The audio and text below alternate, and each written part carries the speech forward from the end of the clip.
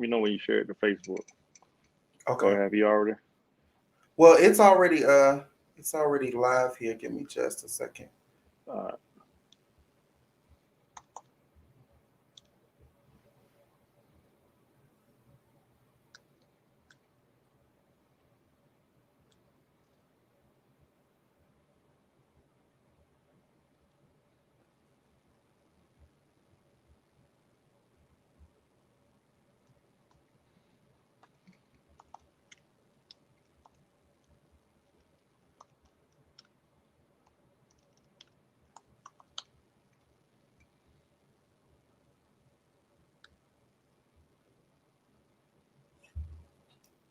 All right. So good evening, good evening, good evening, and welcome to the Tyrus Tillman Show. This evening is hopefully going to be an impactful discussion surrounding mental health with men in the Black community, minorities, people of color, just in general, dealing with mental health, as well as dealing with law enforcement, how people of color deal with law enforcement, interact with law enforcement, and even talking about our special guest tonight, being a member of law enforcement in the law enforcement community. So I have posted the live to my personal page. It's here, of course, on the Tyrus Tillman Show. Before we get started and I introduce and present our special guest, if you would, please go ahead right now and hit share, bloop, bloop, right there at the bottom. I would greatly appreciate it. There's so many people that are in need of having and hearing this discussion. So I'm going to give everybody, of course, a few moments to get logged in and to join in. In just a quick moment, I'll be bringing up our special guest for the evening and kicking things off as to not delay the discussion.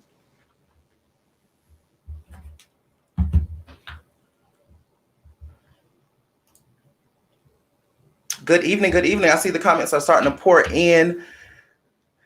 Stephanie said, I'm here and ready. Thank you. Hello, welcome, welcome, welcome. Good evening, good evening, good evening. Yvette, no robe tonight. Please share. Hello, Deborah Rory. Carletta, hello, hello. Jana, hello. Akila, hello. Quinetta, hello. Tamika, hello. This is being streamed live as we speak as well on YouTube. So if you're on YouTube following the Tyrus Tillman Show, you can also share the link there. But please, please, please, please, ma'am, please, sir, share the video. Thank you so much for finding it not robbery to do so.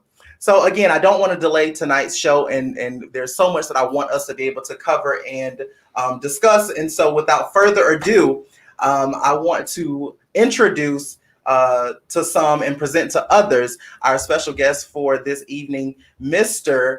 Alphonso Forrest Jr., aka our favorite 12. Alphonso, what's up? welcome, What's up? sir. How you doing, man? I'm great. How are you, sir? I'm doing good. I'm doing good. Awesome. Well, thank you so much for accepting the invitation to come and chat with us here on the Tyrus Tillman Show. I've been knowing you for a while, following your journey. I'm inspired. You keep me motivated, as well as laughing. And I'm so glad that you're not in Richmond County anymore, because I've been zooming up and down Gordon Highway. So Mr. Gordon, Mr. Gordon Highway himself is off of Gordon Highway. Look at God. Most definitely, man. Most definitely, man. So Glad to be welcome here. again. Thank you. Thank you. We're so glad to have you. So as we kind of kick off tonight's discussion, go ahead and tell us who you are.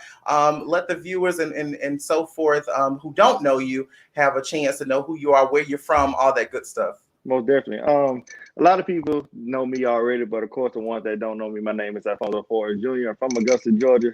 I lived there almost practically all my life. I did move to Atlanta at one point during my childhood.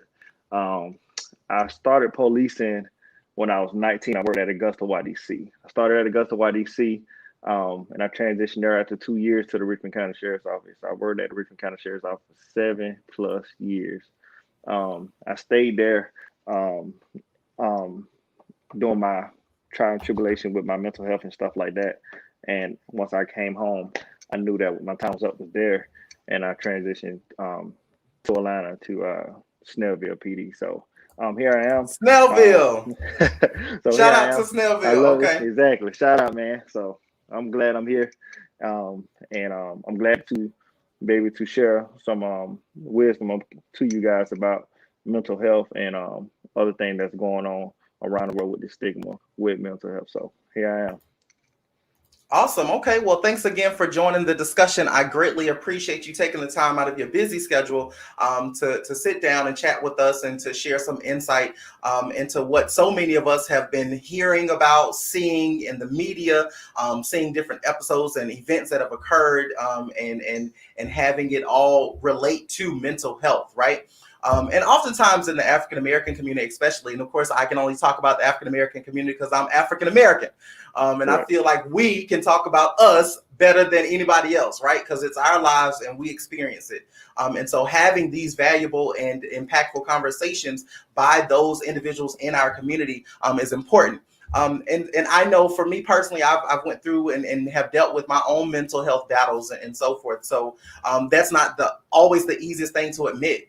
And so I first just want to applaud you and appreciate you for being open and transparent about your journey.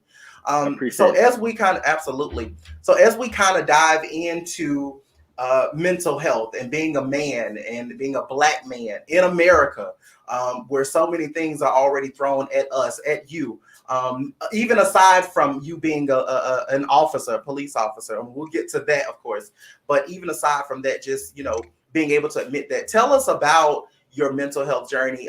More so, when was it relevant to you and evident to you that you were having an issue? It actually started.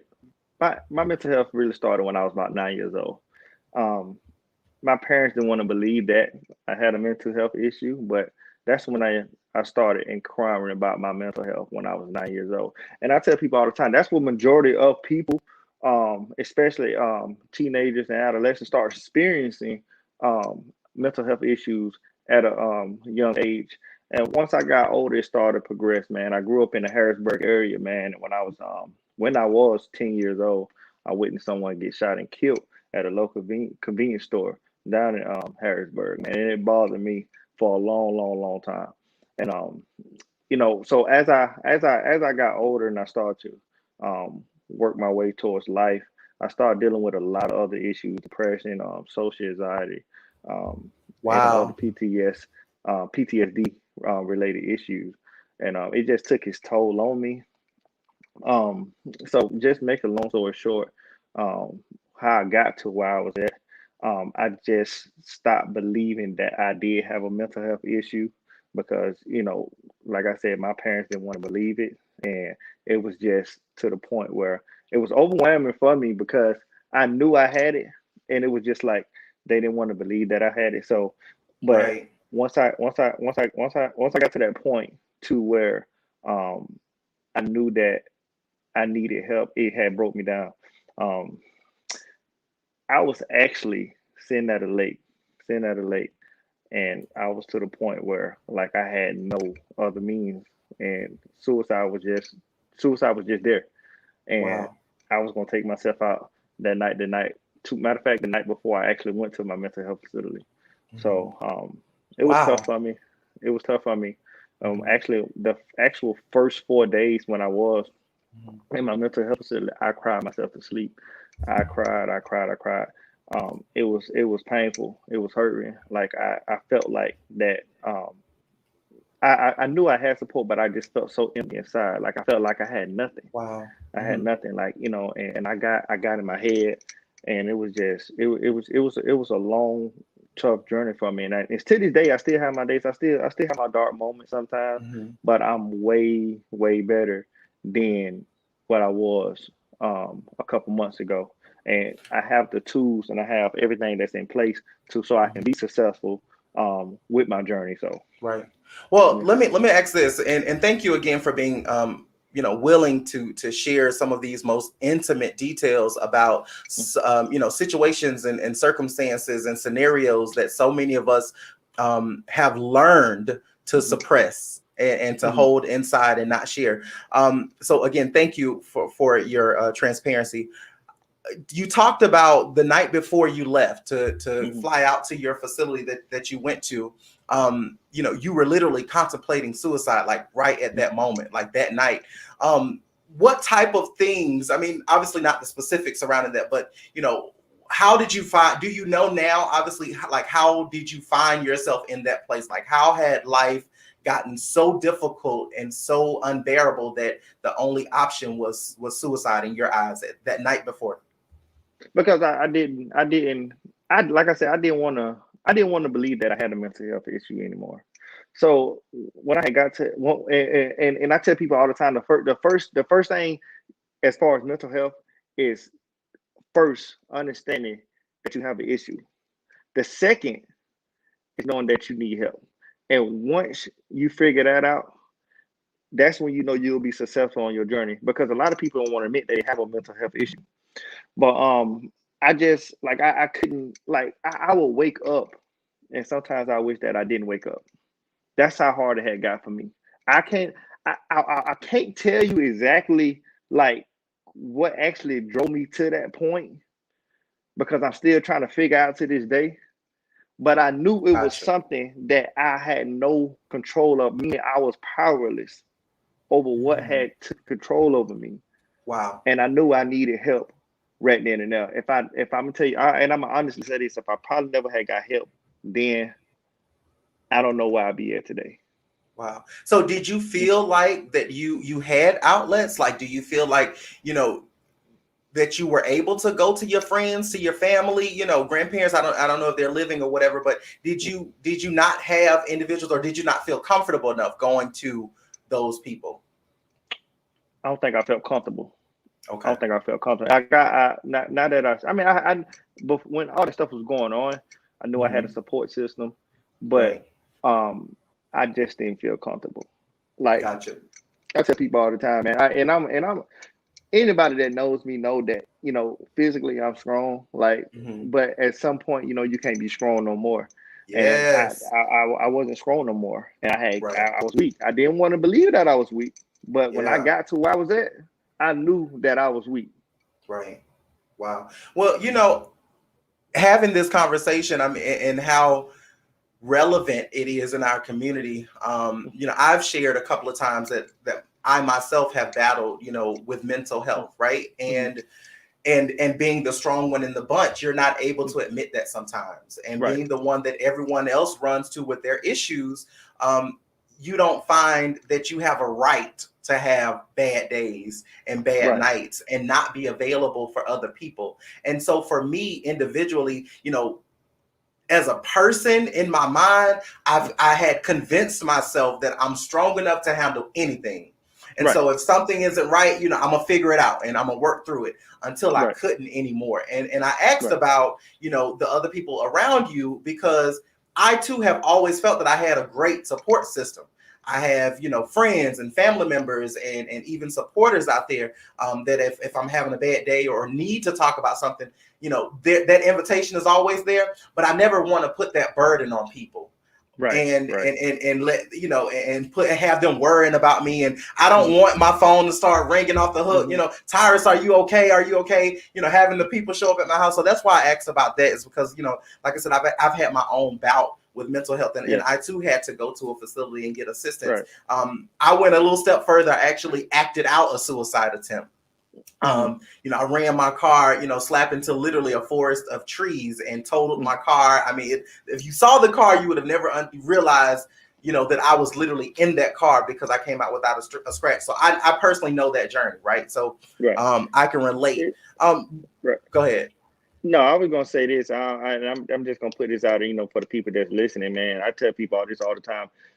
7 out of 10 black kids have fathers' homes, and I'm gonna tell you this, man. And being growing up in a black neighborhood, black parents and stuff like that, our outlet is sports. So we look for that male figure. We look for that male figure in sports, and once that's over with, we don't have anything else to turn to. And so that's when we start developing mental health issues at that particular point. It's something that small that people don't even realize that our youth are experiencing mental health issues because of not having that father figure inside of sports anymore. So once we can clear up the fact that we need to be more involved and talk about mental health. We will be more successful because I'm looking at a statistic right now. It's a nationwide 17.3% blacks suffer for some type of mental issue a year. Wow. Yeah, that's major. And I also put up some information from Mental Health of America, which is mh health.org. But Mm-hmm. these statistics are quite similar, to what you're sharing as well. But just looking at these statistics, it says that 13.4% of the U.S. population identifies as Black or African American, and of those, 16% of them report and have reported having a mental health or mental illness in the past year, the last Right. 12 months, which is over 7 million people. Wow. Mm-hmm. And that's more than the populations of Chicago, Houston, and Philadelphia, some of the most major metropolitan areas in America. So obviously that's saying that there's so many more people that identify or have had mental illness, mental health related illnesses in America. How many of those people you think right around you are suffering or battling with that? Wow. I tell people all the time, man. Like you'd be surprised how many. Like let's say you just walking into a store and you speaking to someone. Statistics say 1 to 3 people that you have spoke to that grocery store has experienced some type of mental health issue. And when I say that, when we meet someone, we automatically judge. That's just the human nature. We automatically judge. Yeah. And then once we judge, that's when all the other stuff comes out. Yeah. And when I say when I say that, I mean I'm talking about as far as like, oh, this person need help or this person going through something, I can just kill it. We judge people. Yeah. So, we say they crazy. Yeah. That SOB crazy. Y'all exactly. see how he looking, eyes all, but he must be high. Exactly. Yeah, so, and we laugh about that every day, but you bring up a great point. Like we don't know what people are really dealing with.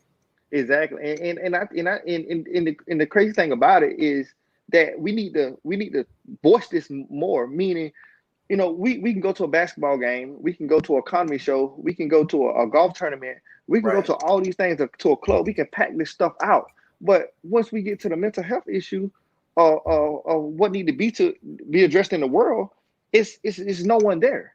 Right. We don't want to talk about what's needed in the world. Yeah. This is needed. Like we have breast cancer month, we have all these different months to, celebrate something, and I'm all for that stuff. But once we have a month for mental health awareness, but do we really talk about it? We have public figures, we have celebrities, we have teenagers, adolescents commit suicide every day. Right. Every day. Wow. And it's killing our community because we have ones that actually need help and is afraid to say something because of how someone will view them. And I tell people this all the time, people that joke about mental health ain't never experienced mental health. And the ones that do don't joke about it. So that's my stand on it. That's major. And thanks for that insight and making us think about how we deal with people, how we prejudge people in every aspect and every area of our lives. And even myself, I've dealt with mental illness. I've dealt with the issues of mental health, but I've still caught myself. And sometimes even to this day, I'm just being completely honest and transparent. Even to this day, I'll write someone off as crazy. Like, how weird is that I myself have been in those shoes, maybe not to their extent that, for whatever, however they're acting or what they're saying or what they're doing, but I've been there. But, I think I almost want to say that it's like human nature to just, to prejudge and label people. Like we are a society of labels, right? Like we're used to labeling something. If you like this person over that person, you're labeled this. If you, like this type of food over that type of food, it's a label. Are you a vegetarian, a pescatarian, or, whatever. So everything in life that, from birth, from childhood, we're taught has a label. And so I think that's kind of why we start labeling people and we prejudge and sometimes incorrectly, and we write stuff off as, they just crazy and so forth. So tell me about The facility that you went to, do you feel that you got everything that you needed there? And also, in addition to that, how did the people around you receive knowing that you were going and headed to a facility? Honestly, I was there for 21 days. They released me early, due to my condition getting better, and also it was my daughter's birthday, third birthday, eighth birthday, and I didn't want to miss that. Um, so doing in that facility, like if you need to stay extended or whatever, they make sure that happen. And I I got what I needed to be successful now, because once I got out, like I still had to continue the steps to make sure that I was in a clear mind so I can still be successful. So I won't say I got everything that I needed. Of course not, but I got the stuff in place. So let's say I'm going through it. Like the other night I couldn't sleep. So I have tools and stuff, when I'm having those episodes or I'm having these thoughts, I can revert back to this. I'll say, okay, all right, cool. I'm back to me now, But but before I went, a lot of people didn't know I was went. My brother, I let my brother take on my social media, and my brother post, gives giving people updates and stuff like that. But once I came home, like people saw a whole different perspective in my life. Like Like those people around you, you mean, like your family, your friends? Okay. Yeah. They saw a whole different me. They didn't even recognize me. They didn't even recognize me. And I can truly honestly say that the people that was there, all the therapists, the counselors, Mike, all the CAs and all those people that was up there, they genuinely care. And I'm gonna tell you this right now, but we ain't even talking about law enforcement right now. I know we're gonna talk about it later. Yeah. But like law enforcement officers are at a high percentage for suicide rates. I think it was the years 2018 or 17. I'm gonna look it up. 220 officers plus committed suicide. We had 6 officers in New York 2 years ago commit suicide. 6 of them, 2 of them killed themselves in 1 week. Wow. And we don't know the actual, reason why. Yeah, but what it's traumas something. they may experience, Yeah, exactly. or something was going on. Exactly. And I tell people this all the time, man. These officers are out here every day seeing stuff that the general public won't see. Yeah. On a day-to-day basis. That messed with your mental. Yeah. That's where part of my mental health came from. Dealing with that stuff that I see every day. Yeah. It's not natural for you to go out here and see dead people. Yeah. I don't even understand how people are corners. Like I can't see dead people every day. I can't. Like all day, every day. Like that's all day, your every job. day. That's not I can't do that. Like it would drive me crazy. But you going out here to these calls, man, you seeing these little kids get shot, little innocent baby, the abuse, the neglect, you seeing all this stuff, and you like wondering, like, because I gotta keep so I can relate. Right. It messes with you, it destroys you internally because you're not doing anything to fix it. So what happens is once you build yourself all the way up, it tears you down. Right. So, but yeah, man. But the light that I'm receiving now, like the stuff that I'm receiving, and me getting myself closer back to God, man. I tell you what, man. And I ain't saying nothing about it much since I've been on this live. But if it weren't for God, I love God to death. If it wasn't for the Lord who was on my side. Amen. Where Amen. would I be? And I think that's a great place to kind of to insert religion, right?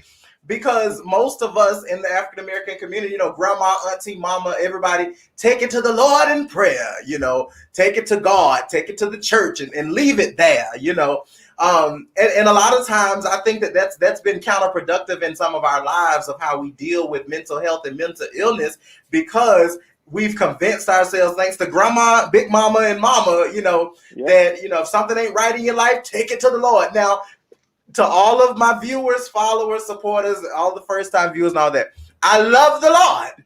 He's the head of Right. my life. I just don't do all the things that he tells me to do. But Amen. I'm not saying that you should not pray about your issues, that you should not take to the Lord your issues. It's imperative that you do. But faith without works is dead. So you can pray about it. You can take it to your pastor and so forth, but you got to do the work. You have to, like Alphonso said, perfect point that he made, admit that you have an issue. Admit that it's too much for you to bear. It's too much for you to deal with on your own. And that there is somebody somewhere that cares enough to not be judgmental, to hear you out, and to support you. So find your outlet and talk to that person, right? And if by chance, I'm sorry, go ahead. Not to cut you off, Tyrus. We got to get to the point. We got to get to the point in life that when someone comes to them about an issue, it's not a sign of weakness. It's a sign of strength. Yes, because sir. It takes a lot.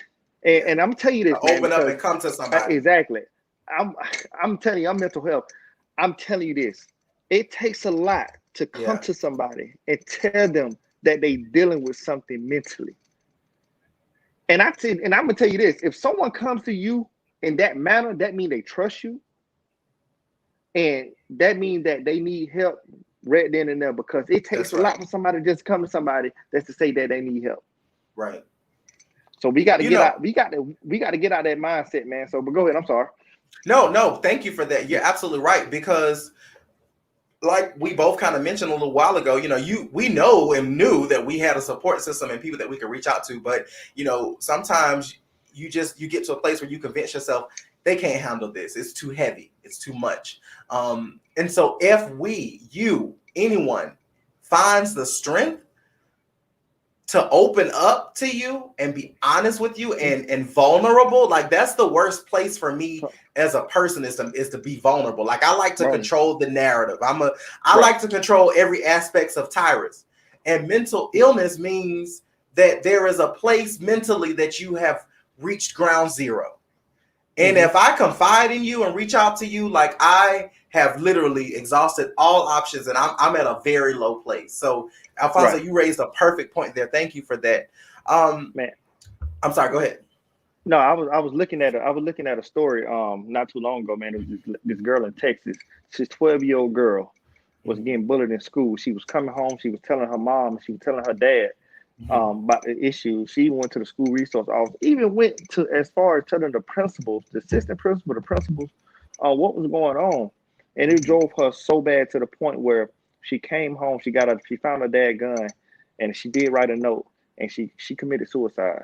And now this girl is 12 years old. So, and people always ask me, they say, man, you do so much for the youth, man. Why you never do anything like as far as with adults, which I do, and I'm gonna speak on that in a second. The reason why I get to the kids first, because I'm gonna tell you why. If you can get to them first, because that's one of the ones that's going to experience it right then in that adolescent stage, that teenage stage. If you can stop it, then it will be no issue when they get grown. Because once a person get grown, sometimes they already at that point, and once they made it up their mind that this is gonna be it, it's nothing really you much can do. You know what I'm saying? And but it's still things that can be in place so we can try to prevent those, man, before we can get to that step.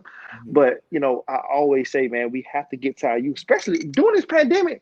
Man, I've read so much articles and stuff, read so much things about people committing suicide. Man, this pandemic has brought the world down to its knees. Isolation. My buddy was telling me, he went to Disney World, and Disney World is sold out all the way, I think, until September. That's ridiculous, because people are tired of being in the house. People are looking for any outlet. The press exactly. Because once you get so conform with the comfort around being around people, and they say, "Oh no, you can't do this no more," or whatever, you start having those thoughts. You get depressed. Everybody that during this pandemic experienced some type of mental health issue during that time. If they lie, then if they didn't, they lying to you. You's a liar, and the truth ain't in you. Everybody perfect point right there as well, before we kind of move over into the next segment. But I do want to get a couple of thoughts in relation to starting off while individuals are young, right, and reaching out to the youth and so forth. Parents, aunts, teachers, community leaders and so forth, it is imperative that you reach out to the youth and let them know that you are available for them. Above anything else, letting them know that you are available to them lets them expand and expound on their view of their support circle. And it's one thing to know you can go to mama and talk to mama about anything, but it's something else when you know that you can go to mama, you can go to Mr. Randy down the street or at school, the custodian at school, the police officer that patrols your beat, you know, in your neighborhood, or, you know, the ice cream lady that comes through or whatever. You know, letting children and youth and young adults know that you are available is everything. Letting them know, look, you need me, holla at me now, you know, let them know it's on your terms, whatever it is, you know, I'm here, I'm available. That is so important. So I applaud you as well for all that you do with the youth. I don't like a lot of people, kids. That ain't my ministry. Gotcha. You know, no, I'm kidding. I love the kids. Kids really love me, but you know, sometimes I got a very short fuse with some of how y'all raise you. Sure, be disrespectful and stuff. But I say that jokingly, but there's never been a child that needed me that, you know, I didn't step up to the plate and make sure that I was available. But it's so important to be able to have that access to you. Never be too busy to pay attention, because sometimes you're going to miss the signs. And my work at Defects, I previously worked at Defects, and I dealt with being around and in a lot of situations, you know, especially once I got into administration, you know, which dealt with through me and with social services. Kids right here in Augusta, right here in Richmond County, they are going through a lot. They're experiencing a lot, and we don't have a lot of. Let's talk about this before we transition, because I want to give enough time to law enforcement and so forth. But let's talk about access to mental health locally. Did you find enough resources, or there were enough resources here locally in Augusta? I mean, I know you're gone now, but in Richmond County, like, did you feel comfortable checking on them, or are they here? I'm gonna be honest with you. I don't think it's enough resources in Augusta, and it bothers me because Augusta is the second biggest city, and we don't have it.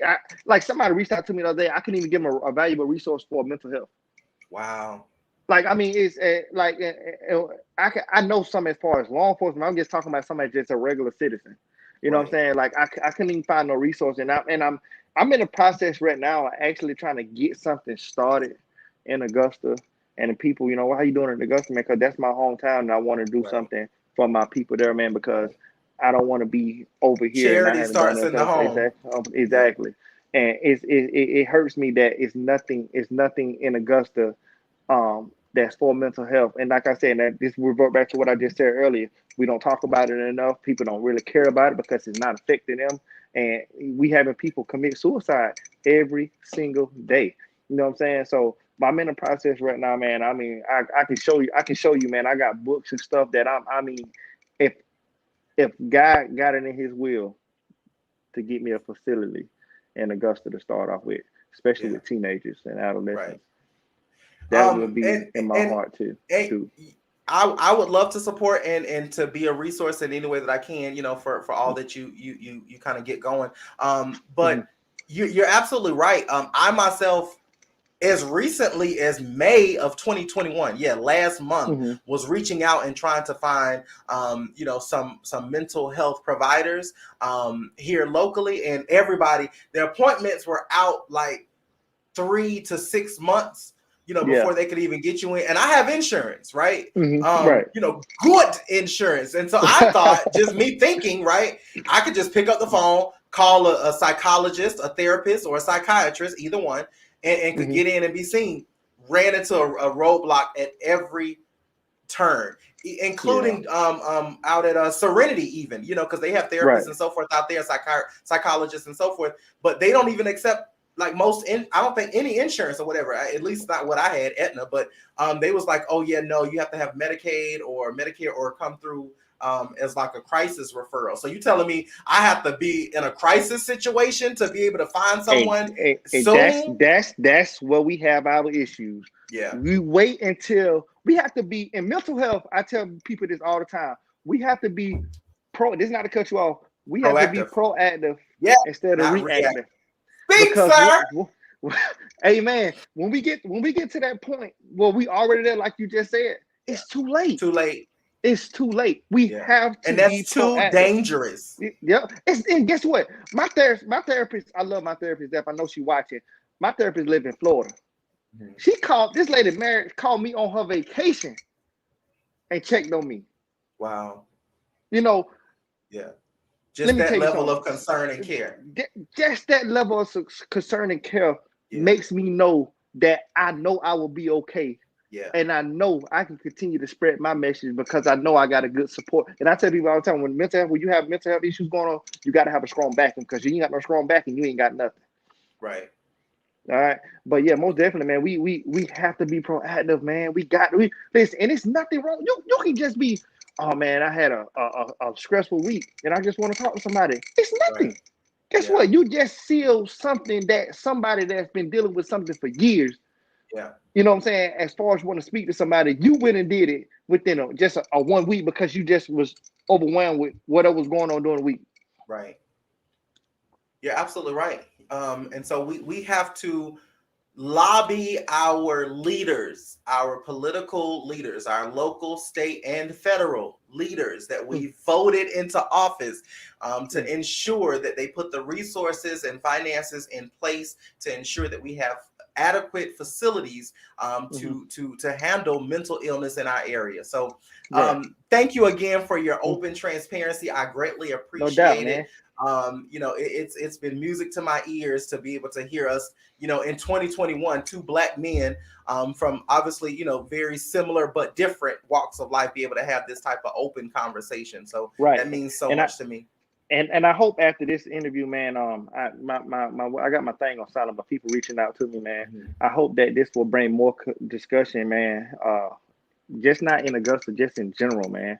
It needs to be. This is something that needs to be talked about. We sit and BS about other things Yes. that don't even concern the world, but something that we need, Right. and it's so important to have, is mental have a talk about our mental health, man. We gotta break through this silence, man. We gotta silence the shame, man. I tell people all the time, man, look, why not me? Those and everybody that watch, y'all make sure y'all get y'all why not me shirts too, man. Y'all make sure y'all hit up Marquise. I know Plug. she's watching. How you get it? How do they get the shirt?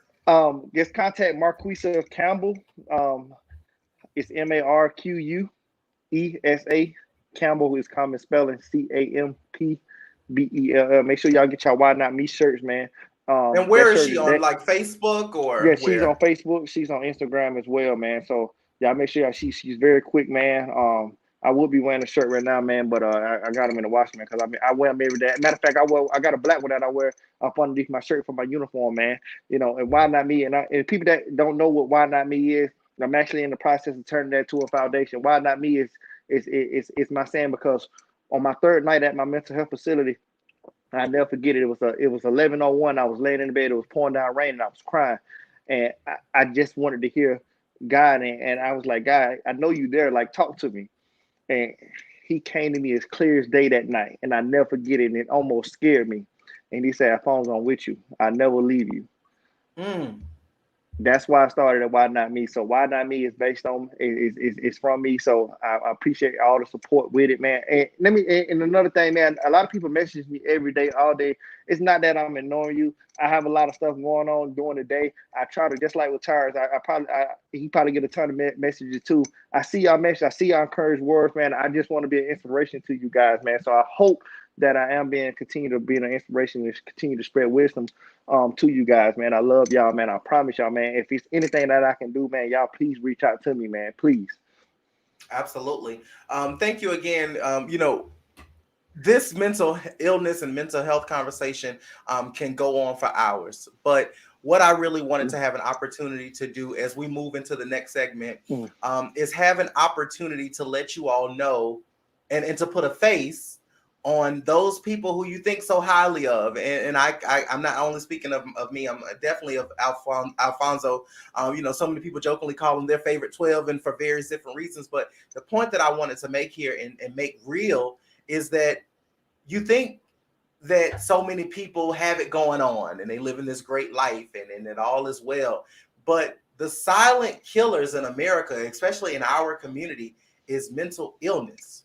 you never know the issues that people are burying under their pillow at night. So I just wanted to make that real and put a face on this topic and discussion. So thank you again, Alphonso, for your input to the mental health discussion.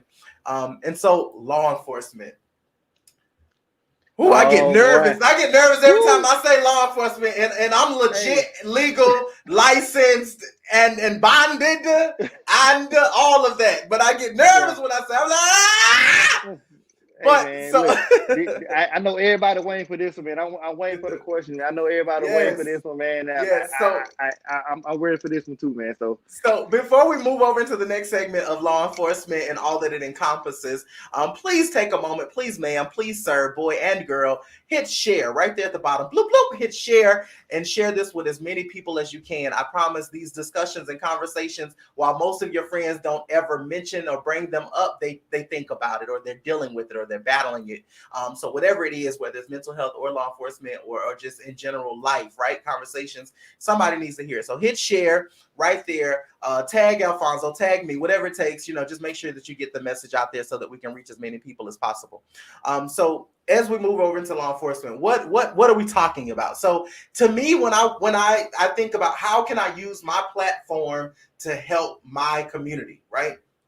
Law enforcement over the past, many moons and many years and so forth, has had a negative attachment to it when people of color and minorities, mention or view law enforcement, right? You automatically think about police officers and you think about the justice system. You think about judges. So you think about judges, you think about jail, you think about police officers, and all of that has a negative attachment. So Alphonso, for you, you're an officer. You 12.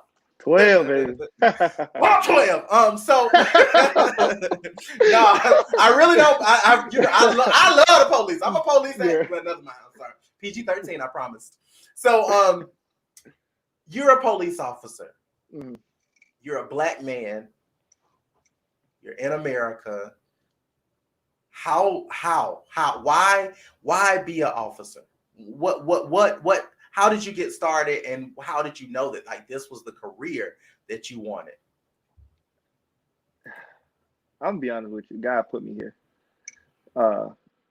God told me that this is my calling. This what I need you to do to spread my message.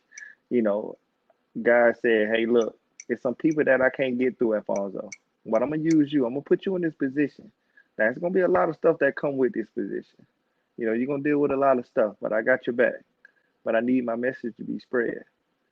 And I tell this, all the time, man. Whatever God got for you, no matter what you do, you can do anything you want to do.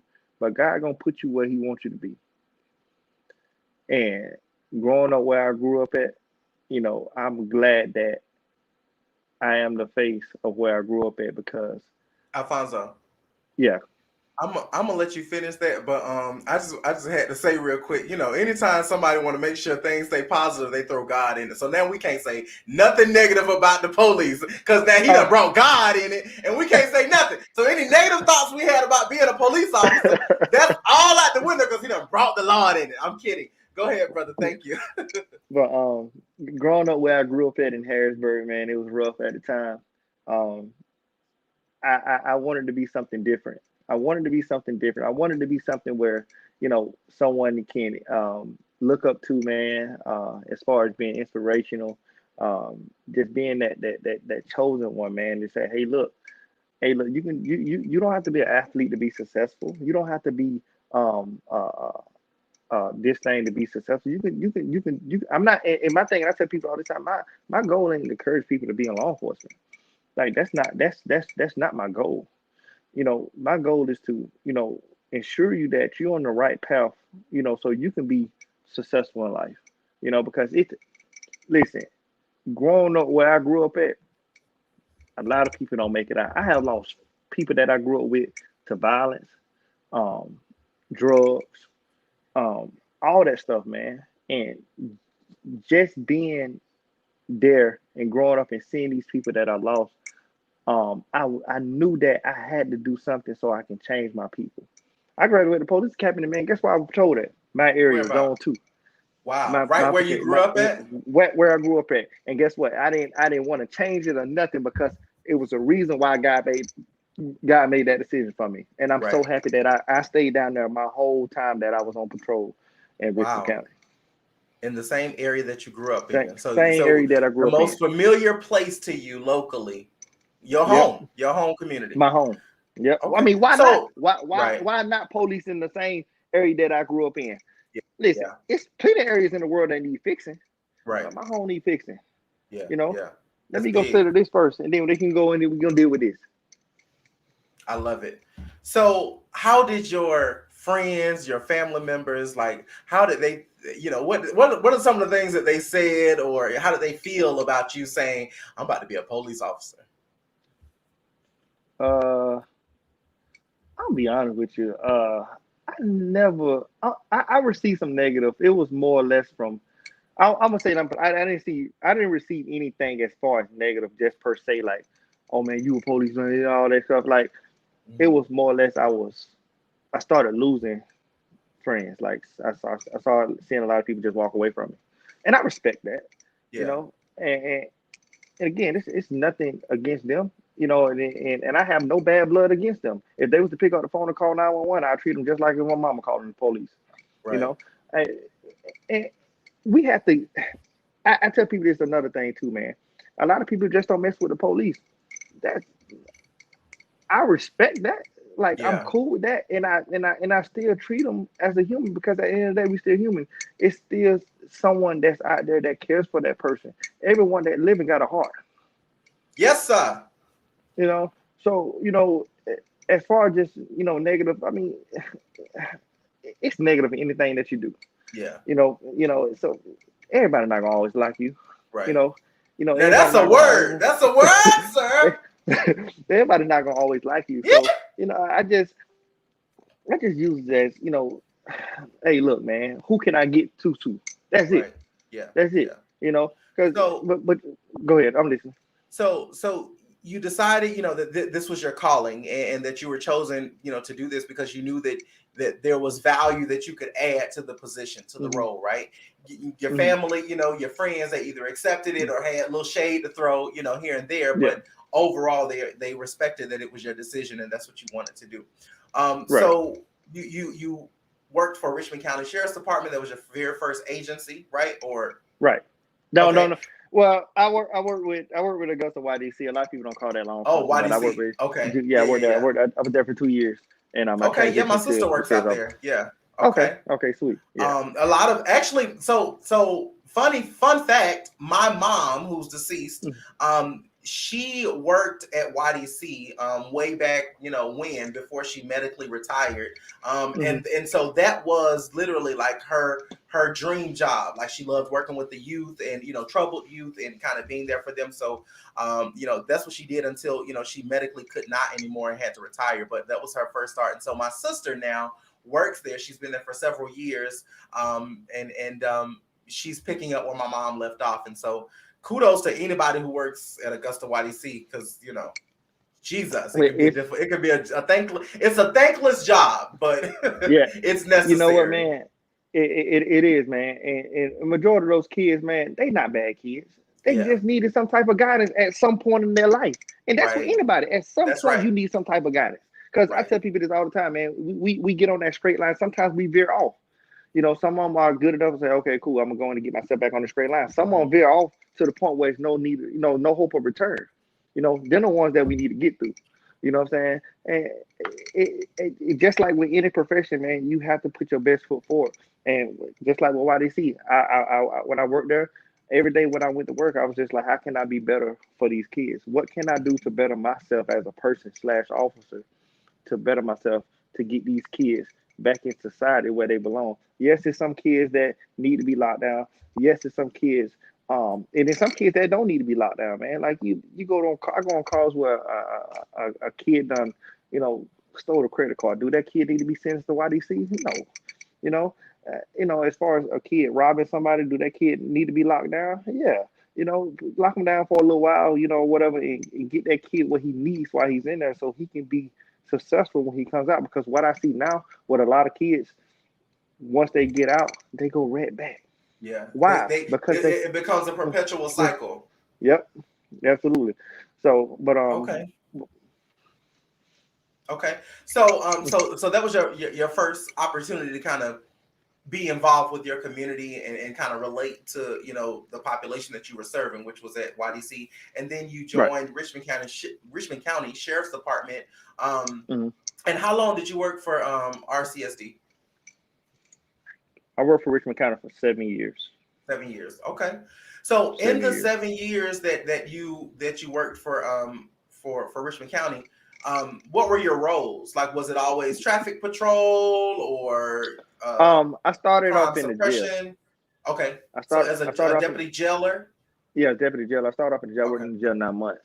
After 9 months, I decided I wanted to go to the road. I wanted to be more involved in the community. So I worked on patrol for a while. Then I went off to CST.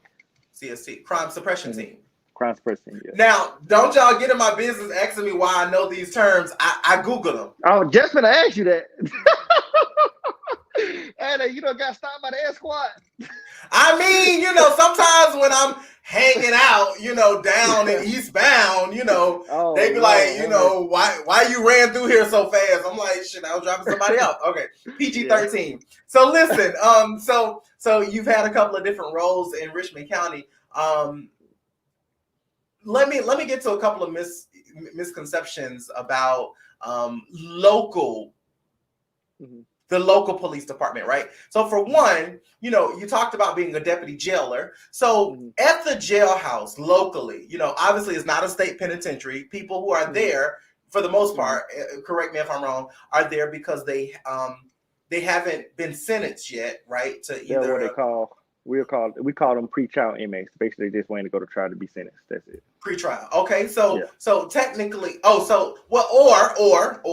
they've not been to court at all and haven't been found guilty of anything. So they're waiting. So pre-trial. So they're awaiting trial because they've not been found guilty or innocent. So they're presumed innocent, or they've been found guilty and just haven't went off to, you know, to their assignment, to prison. Right. Okay. Right. So because of that, though, like, is that a walk in the park assignment? Like, because most people who are there, like, they're not really trying to, like, ruffle feathers and shake the table because they still waiting to go to trial, right? You'd be surprised. You'd be surprised. Yeah, it's jail is jail. I don't care what you put it as. I mean, you locked county, up, state, fed. Yeah, it's jail. You know, some people don't like to be locked up, man. You know, right? Which is it's not. Some people don't like to be locked up. I don't know none of them. And it's not normal. Like I tell people this all the time. We at the end of the day, we still humans. We are not animals. We're not designed to be locked behind a cage 24/7 or whatever the case may be. We're not designed to be controlled by, you know, people, but it is laws and stuff and rules and regulations in life that we must follow so we can, you know, we won't be behind those doors. But they majority of during my time in the jail, I already had experience working at YDC. It was just on the adult side. Right. You know, I just tell people this all the time, man. And a man told me this one time when I was in the cabinet. I'll never forget it. He said, "You one step away from being in their shoes." I never knew what that meant until I actually got, you know, certified, and you know, and that's big, man. Like, you know, I would have quit that day. I would have been like, "That's a bad omen." Yeah, but and it's so true, man. You see so many officers, man, getting one mistake or one choice. One mistake. One exactly. That's all it takes, man. That's all it takes, man. You know, we're not immune to the law. You know what I'm saying? Like, it don't say, "Oh, Alphonso Forrest is exempt for this law." No, you know, I can be prosecuted and arrested just like anybody else. You know, and I tell you this all the time, man. You know, you treat these people, man, with respect, man, because some of these people that's in jail, they just got caught. You know what I'm saying? A lot of people, I'm gonna be honest with you, man. Some people that's in law enforcement, man, they did some stuff, man. You know, they just ain't get caught. You know. And we just have to be human about it, man. And at the end of the day, that's the biggest thing, man. We are all humans at the end of the day. That's right. We treat people with respect, you know. Me being an officer, even when I'm out of uniform, I always give my respect first. I always give my respect first. You know what I'm saying? And that's always been me. I'm always been a respectful person because of how I was raised. Right. I love that. So, you know, full transparency here. You know, when I was 17, I there was a big riot at Butler High School. Shout out to 2011 Lumpkin Road, the high school of Richmond County, George P. Butler Comprehensive High School. Sorry, just had to throw that out there. You're probably a Wildcat. I am. I'm kidding. All of my. That's a B. So look, all of my paternal family, all of my dad's side family, for the most part at least, were Wildcats. So much love for the Wildcats. I'm just saying. But so anyway, 2017. So 2004, when I was 17. There was a big riot at Butler, whatever. I got caught up in the mix. My cousins was fighting. They was throwing down. It was chaos. I got caught up in the mix or whatever, and I caught a disorderly conduct charge because I was 17. That meant that I went to adult, court, and ultimately, was placed on probation and all that kind of stuff, and had a couple of court dates. Long story short, I had a bench warrant out for me at some point because I didn't go to court or something happened, right? So a bench warrant, so I didn't go to court or whatever. And this might have been like I was probably 19 at the time or whatever. Anyway, I was driving down 15th Street, of course, because why wouldn't I be downtown on 15th Street? Always lived uptown. They had no business down there this particular night. But anyway, got pulled over. They saw I had a bench warrant, went to jail, right? 19 years old, 2006-ish. And I ended up spending 30 days in county jail because the court date, they didn't send me to court, right? So I spent 2 weeks at the time at 401 Walton Way, which was the jail at the time, and then I spent 2 weeks at Charles B. Webster at Finney Road, as we call it, right? Yeah. So in that experience, I do now personally have some experience, even though it was years and many moons ago, and it was from a disorderly conduct. I spent 30 days. In my experience there, I feel like I had a better experience than some of the other people that I witnessed experience because my family is well known and have a lot of connections throughout the community, right? And so a lot of people, even aside from the Facebook Lives and the Tyrus Tillman Show and all that, people know me, right? I felt like some of the officers, I'll never forget one of the lieutenants. What was her name? Real skinny lady, but she was at 401. But anyway, older lady. She's since retired, but I can't think of her name. I always called her LT. But we all went to the same church. First Mount Moriah. Shout out to Reverend Johnson, R.I.P. But a lot of people knew me when I was in there. And they was like, "Boy, what you doing in here?" Blah blah blah. But I feel like they was looking out. I didn't have a hard time while I was in there. Now, of course, I didn't want to be there. I was 19. I had my own apartment already, so I didn't want to be there. But I didn't have such a horrible experience where I felt like the jail was corrupt or that officers was corrupt. But I saw some things that even today, it bothers me. And when I say that, I mean that I saw, some jailers, I guess, right, or some personnel, and their treatment of people, and it didn't make me feel like they valued or viewed them as human beings, as adults. Even some of the things that they would say to them and the way they would balk orders at them and stuff like that. Like, I get that it's jail. It's not supposed to be a happy place. You're not supposed to be, whatever. But how do you feel about, being in law enforcement and knowing that people have had some real experiences negatively in the jail right here, in their home, where obviously at some point, so everybody know everybody. So how do you feel about that? Like that people really have had some real negative experiences in your community? Yeah, that's let me tell you this, man, and I'm gonna answer that question. But I had a negative experience with all growing up. Me and my brother did, actually, coming home from the Boys and Girls Club. For no apparent reason. My brother said, "Hey, we were leaving the Boys and Girls Club. We was in Lake Olmsted at that time." Okay. And he said, "I wanted to get some snacks for $500." It was already coming up for dark, so I know Mama was looking for us. Right. And I said, "Hey man, hurry up and make it quick. I'm gonna stand outside." And I just remember seeing this patrol unit keep going by. I ain't paid no attention to it. Like, we not trouble kids, Right. But making a long story short, my brother come out the door. We walking through this little cut right through the apartments in Harrisburg. They pulled up on us, man, and I ain't know what to expect. They got out with their guns going. Guns drawn? Wow. I lost your audio.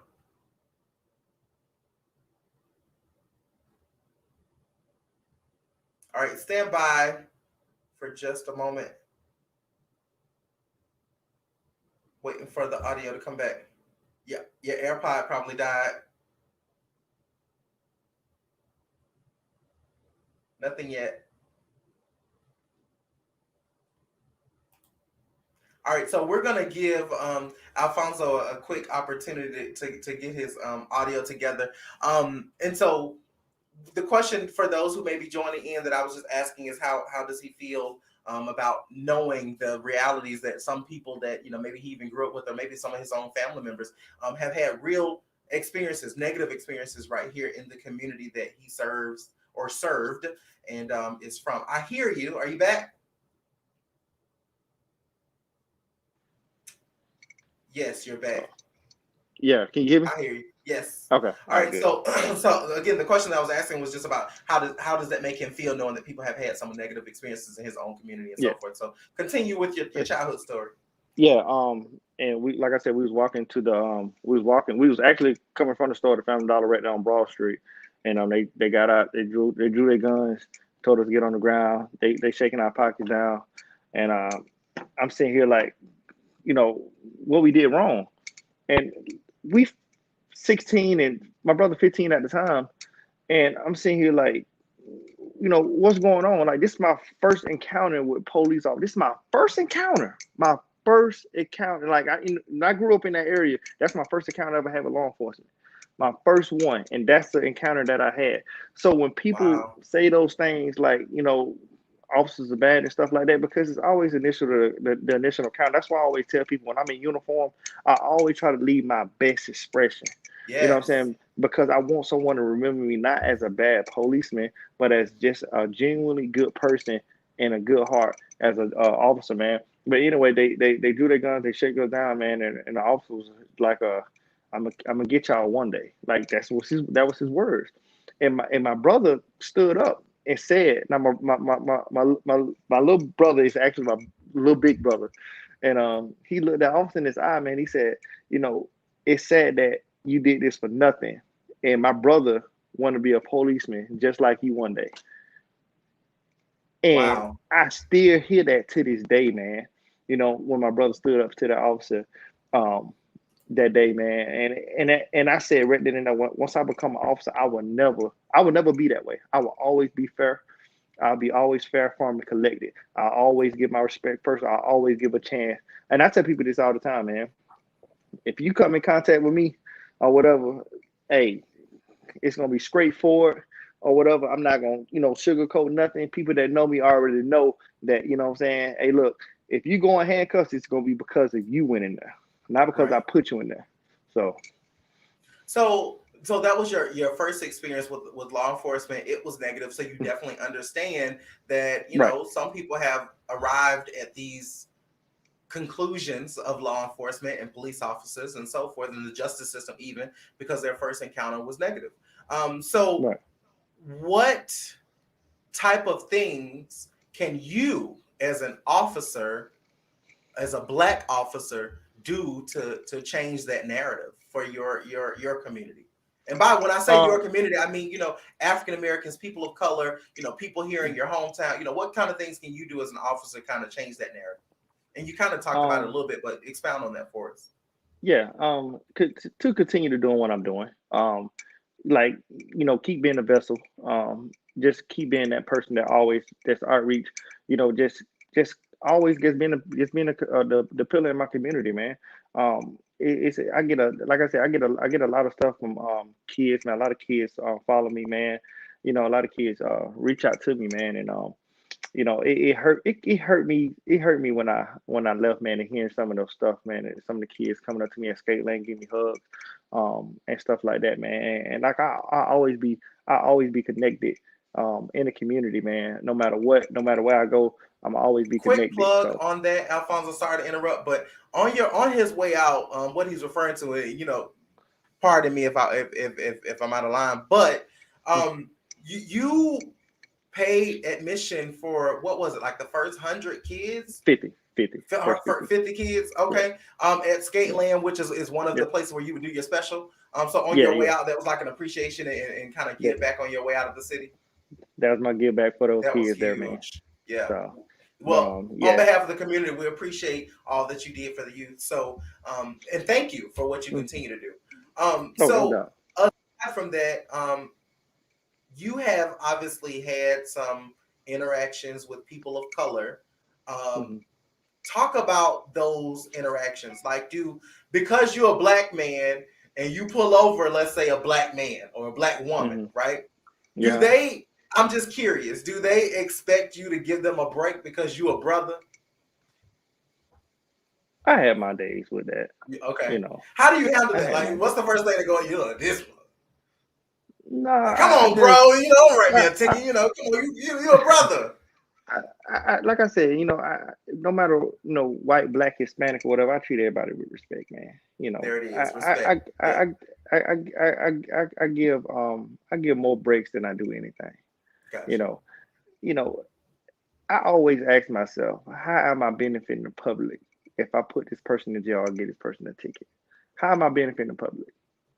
If I can't come up with a legit Because answer ultimately, with you're that, a public servant paid by the right, public. Right. right. How am I benefiting this public? I mean, this person if I take him to jail for, you know, uh, let's say, let's say it can be a simple, not simple battery, driving on suspended license. I ask myself, how can I benefit this? How can I benefit the public? And if I can't answer that question faithfully, you know, then then what I'm doing. You know, Right. I always ask myself, man, because once you put those handcuffs on someone, you have took that person away from freedom, Mhm. and that's a lot. Yeah. I got family members that done been in jail. I got a family member that's currently serving prison time. You Yeah. know, Me too. and it's tough. It's tough, Yeah. man. And once you take that from that person, man, you have taken everything from them. You know what I'm saying? You So have took everything away from that person. That person has no means for nothing. Like you took his freedom. gotcha. But now I'm a realist, and I try to keep it real at all costs, right? Hmm. Um, some of our cousins, nephews, homegirls, and sisters, they do stupid stuff, and Right.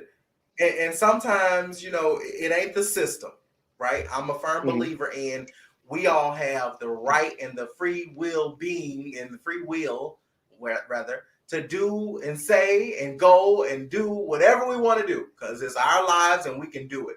But there's obviously consequences, right? So sometimes Hmm. people just deserve what they get, right? And they have to Right. be held accountable for what they did. But, Hmm.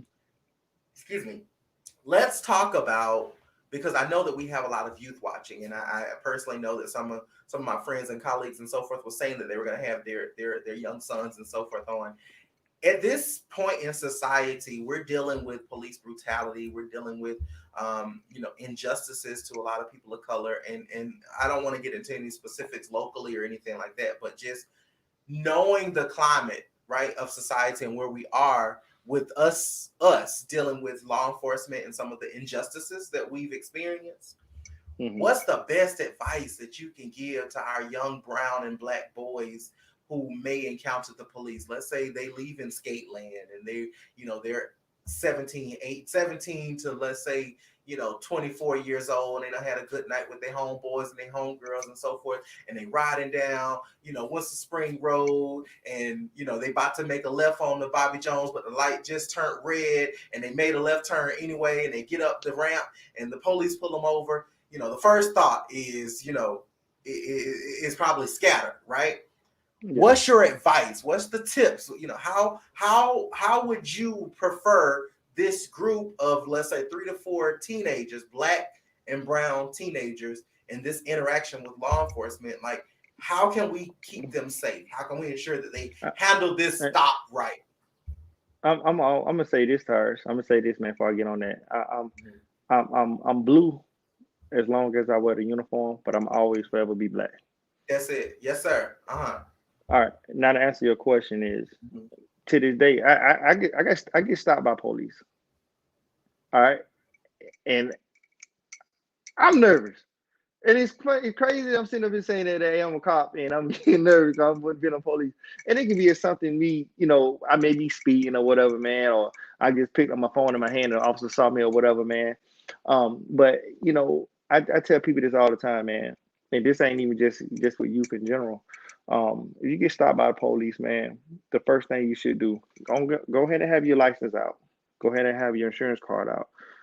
Have it on your hand, both hands touching the steering wheel, so you won't even get that officer thought that, if it's a gun in the car or what I'm saying, you want to, put it in that officer mind that, hey, like, everything cool, officer. I want you to be cool.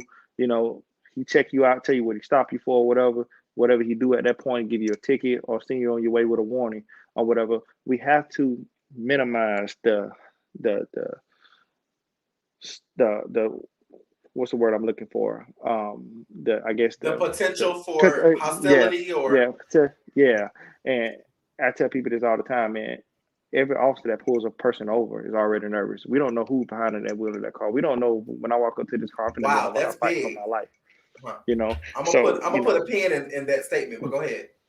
okay, but yeah, we don't know once we walk to this car that it may be I fight for our life, but we want to make it as simple as possible. We want to make it, hey, it is nothing routine about a traffic stop. If it was routine, all of it be the same. You know, Wow. everything is different. Every car you stop is different. Every person that you stop is different. Everybody is different. And I tell people, and again, like I said, go and have those supporting things out for the officer. You know what I'm saying? Even if it's just sitting on your dashboard, the officer sees you, you come up to the car, and if it's 4 people in the car, tell your passenger, hey, put your hands on the dashboard. If it's 2 people in the back, tell them, hey, grab the back of my seat. You know what I'm saying? So cause guess what he just seen? He seen that, okay, I see their hands. I seen that they no threat. Right. So that gets eliminated everything. Yeah. That made that officer feel safe, and that made you feel safe. Yeah. You know, and at that point, just do what he say. And so I have nieces, I have nephews, and they're older, right? I have some that are younger, but most are older. And the biggest fear is that I'm gonna get a call one day, and I think that most parents feel this fear is that I'm gonna that they are gonna get a call one day that their child, their nephew, their cousin, their brother has had an interaction with law enforcement that went left. And by left, I mean either they were injured or killed, right? mm-hmm. And this is just me. I would almost always prefer to get a call that they were locked up. Right. That they're down at the jailhouse, and I'm gonna be I ain't gonna say I'm gonna be the first one to go bond them out, but I might give I might got 5 on it, but no, in all seriousness, I would much rather that conversation on the phone be so and so done got locked up, right? Because we can handle that.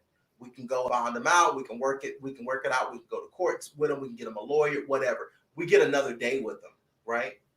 I don't ever want that call to be that they died or that were killed or that they moved wrong and so forth. And so my conversation with my conversation with my family and friends and so forth is do what it takes to get home safe. Always. Even if that means going to jail tonight, right? Do what it takes to get back home safe. Whether that's tonight, tomorrow, or later tonight, or next month. Hell, whenever it is, do what it takes to get home safe. But in doing so, my conversation is always, even if the officer is wrong, you know what I'm saying? We can deal with that. I'm gonna reach out to internal affairs. I'm gonna reach out to the mayor. Hell, my commissioner. I'm gonna reach out to the court. I'm calling everyone. Let me do that. Right. Let us do that. Right.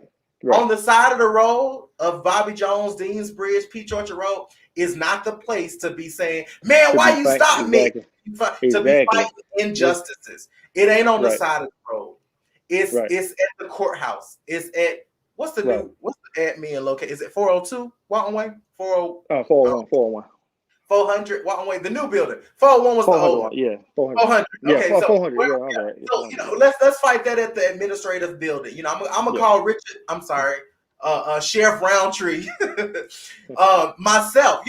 Let's handle it there. So So what you said about put your hands on the steering wheel, put your important documents on the dashboard, put your backseat passengers, put your hands on the headrest, those are the things that now I'm going to share with them. So thank you for that. But in the back of my head, go ahead. Not to cut you off. This and this too important too, man. Let everybody that's listening right now. It is not illegal to have a gun in your car. You can have a gun anywhere in your car you want to. Okay, you can have it in your house and you can have it in your business. I'm gonna say this again. You can have a gun in these 3 places without a license. Without a license. Your house, without a license. Your house, your business, and your vehicle, because they're extension of your home. Okay, so you don't need a license, all right, to have that gun in your car in the state of Georgia. All right. Now, if you go across Alabama, I don't know, because I don't read the law in Alabama. I work in Georgia. The laws are different in each state. All right. But I just want to tell people this another thing too. If you are carrying a gun in your car, like, just to make the officer feel comfortable, like, hey, officer, I do got a firearm in my glove compartment. Whatever. The officer may say, hey, look, all right, cool. Just leave it there. Don't reach for it, or whatever the case may be. Or he may say, hey, just for my safety and your safety, I just want to remove you from the vehicle. Just come back and we can have a talk. You know what I'm saying? And hey, that's it. I have done that before. So when you say, like, literally that it's not illegal to have this firearm in your car and stuff, that firearm does not have to be registered with any agency. You don't have to have a concealed carry license or any of those things. You just have to be legally able to possess a firearm, meaning not a felon. Yeah. You're not a felon, correct? You need a concealed license to carry it if you're gonna carry it on your person. If you're gonna carry it on your person, meaning outside of the vehicle. Outside of the vehicle, correct. Okay, gotcha. 3 places again, people. Pin this: your house, your vehicle, and your business. It's 3 places that you don't need a license to carry a firearm. All right, 3 places. That's in. Hey, it's in the Georgia law book. If you look at the Georgia law book, it's there. It'll tell you. They're not hiding it from you. This is another thing. This off topic. We have to be educators of the law. They sell law books in the library. They not hiding the law from us, y'all. Go read the law, man. Go read it. Go get a book. Y'all sit all day doing anything on Facebook. Y'all can just flip it through the book, reading the law, understanding the law, because the law is set up for us. That's right. The law is set up, like Tyrus just said, like when you get pulled over or whatever, that ain't the time to argue. Go to court. Go to court. That's what we got court for. Go to court and you can talk about it in front of the judge. There's a subpoena that officer come to court, and then they'll settle it right then and there. Right. That's why we have court. We do not argue on the side of the road for those things. That's right. So, and again, to that point, the message that I always want. And not a felon. Not a felon. Not a felon. Please don't be a felon. That's called possession of a firearm by a convicted felon, if I'm not mistaken, felon. Right? Correct. Yeah. You cannot be around a weapon at all. You can't have it in your car. Anything. Period. You can't get into a car with someone else who can legally possess their firearm. Correct me if I'm wrong. That's correct. They have to remove that firearm from that vehicle and order. Not put it in the trunk. Not put it in the trunk. They have to remove that vehicle. That gun cannot be nowhere in that vehicle at all. Yes. So, these are some of the things that, I know, right, for various different reasons. Mm-hmm. I ain't getting into that. But it's important that our people of color know this. And I'm not saying that white people don't need to know this. I'm not saying that Asian people, well, technically they of color. But anyway, I'm not saying that any other race doesn't need this information. I'm just saying that these are some of the things that most likely our brothers, our sisters, our cousins, our nephews are going to be faced with in our community, right here in Richmond County, Absolutely. right over, the bridge. We are in close proximity to North Augusta, Aiken, South Carolina. It would behoove us to understand South Carolina law, because how likely is it that we're going to run right across the bridge? Laws are different in the state. Most of our laws mimic each other, but keep in mind that you have now crossed state line. So some things that you do could be considered crossing, state lines, and that could become a felony. Anyway, absolutely, yes. absolutely. So people, we need to educate ourselves of how not only to deal with law enforcement, but know these laws, these basic laws, Yeah. because it's so important. And when you say basic, it's that basic, like it's that Yes. cut and dry. If you Yep. look at the some of the laws, you'd be like, oh, like that would be your first impression, like, oh my God. Like now, don't get me wrong, the Georgia law book is thick, but some of the stuff is just it's cut and dry in there. It's Yes. cut and dry inside the law book. They are not hiding this stuff away from us people. They sell law books in the law. You can order one on Amazon. Y'all order everything else on Amazon. Order a law book. Order a You law in my book. you in my business, Alphonso. Don't do that. I can order. I mean, I'm always on Amazon. but you're I'm on absolutely Amazon right. Prime too, man. So Yes, yeah. sir. But you're absolutely right. We have to make it a priority because these are things that could impact us or those we love most frequently, right? Yep. So Yep. you talked about you talked about the common law about surrounding firearms because it's one of the things that we deal with the most. So what would you suggest? And we're going to get to questions in just a few. We're really approaching the hour and a half mark, and I thought that this was probably be about an hour, but this is really explosive stuff that our people need. So we might have to later, schedule something else down the line. They want a part two. I was about to say that. They want a part two. I'm here for it. I quit my job so that I can fully do all this type of stuff. So absolutely, I'm here for it. Oh, but I want to get in questions and answers. So we're gonna do that in just a few minutes. But Alphonso, when it comes to dealing with injustices in law enforcement, right? So let's say I get pulled over. I feel like the officer mishandled the situation. I feel like he was wrong in his interaction with me, and I want to complain. I want to do something about it. I'm mad. You know what I'm saying? Right. But I'm afraid to handle it right there. I'm not gonna tell him to his face, you're dead wrong for how you handled me, or I'm mad, because that might escalate things. But what do we do? What do I do as a citizen? I tell people all the time, if you felt like you was done wrong by the officer, at the end of the day, you ain't got to cuss the officer out or whatever the case may be. Hey, officer, can I get your badge number or can I get a card or whatever? Now, every time an officer pulls someone over, that is calculated in the system. All right. So you can go and say, hey, if you can't find who the officer was, hey, you go down there to the whatever local department. Hey, I got stopped by at this time, and you tell them their name, it's gonna pull up because the officer ran your name. We run names or whatever the case may be. So they tell that officer who at that time stopped you, what time and exactly where it was at, or whatever. Every department has an IA department. If you don't know what IA stands for, IA stands for Internal Affairs. Okay. Okay. Internal Affairs investigates everything. I don't know for no reason.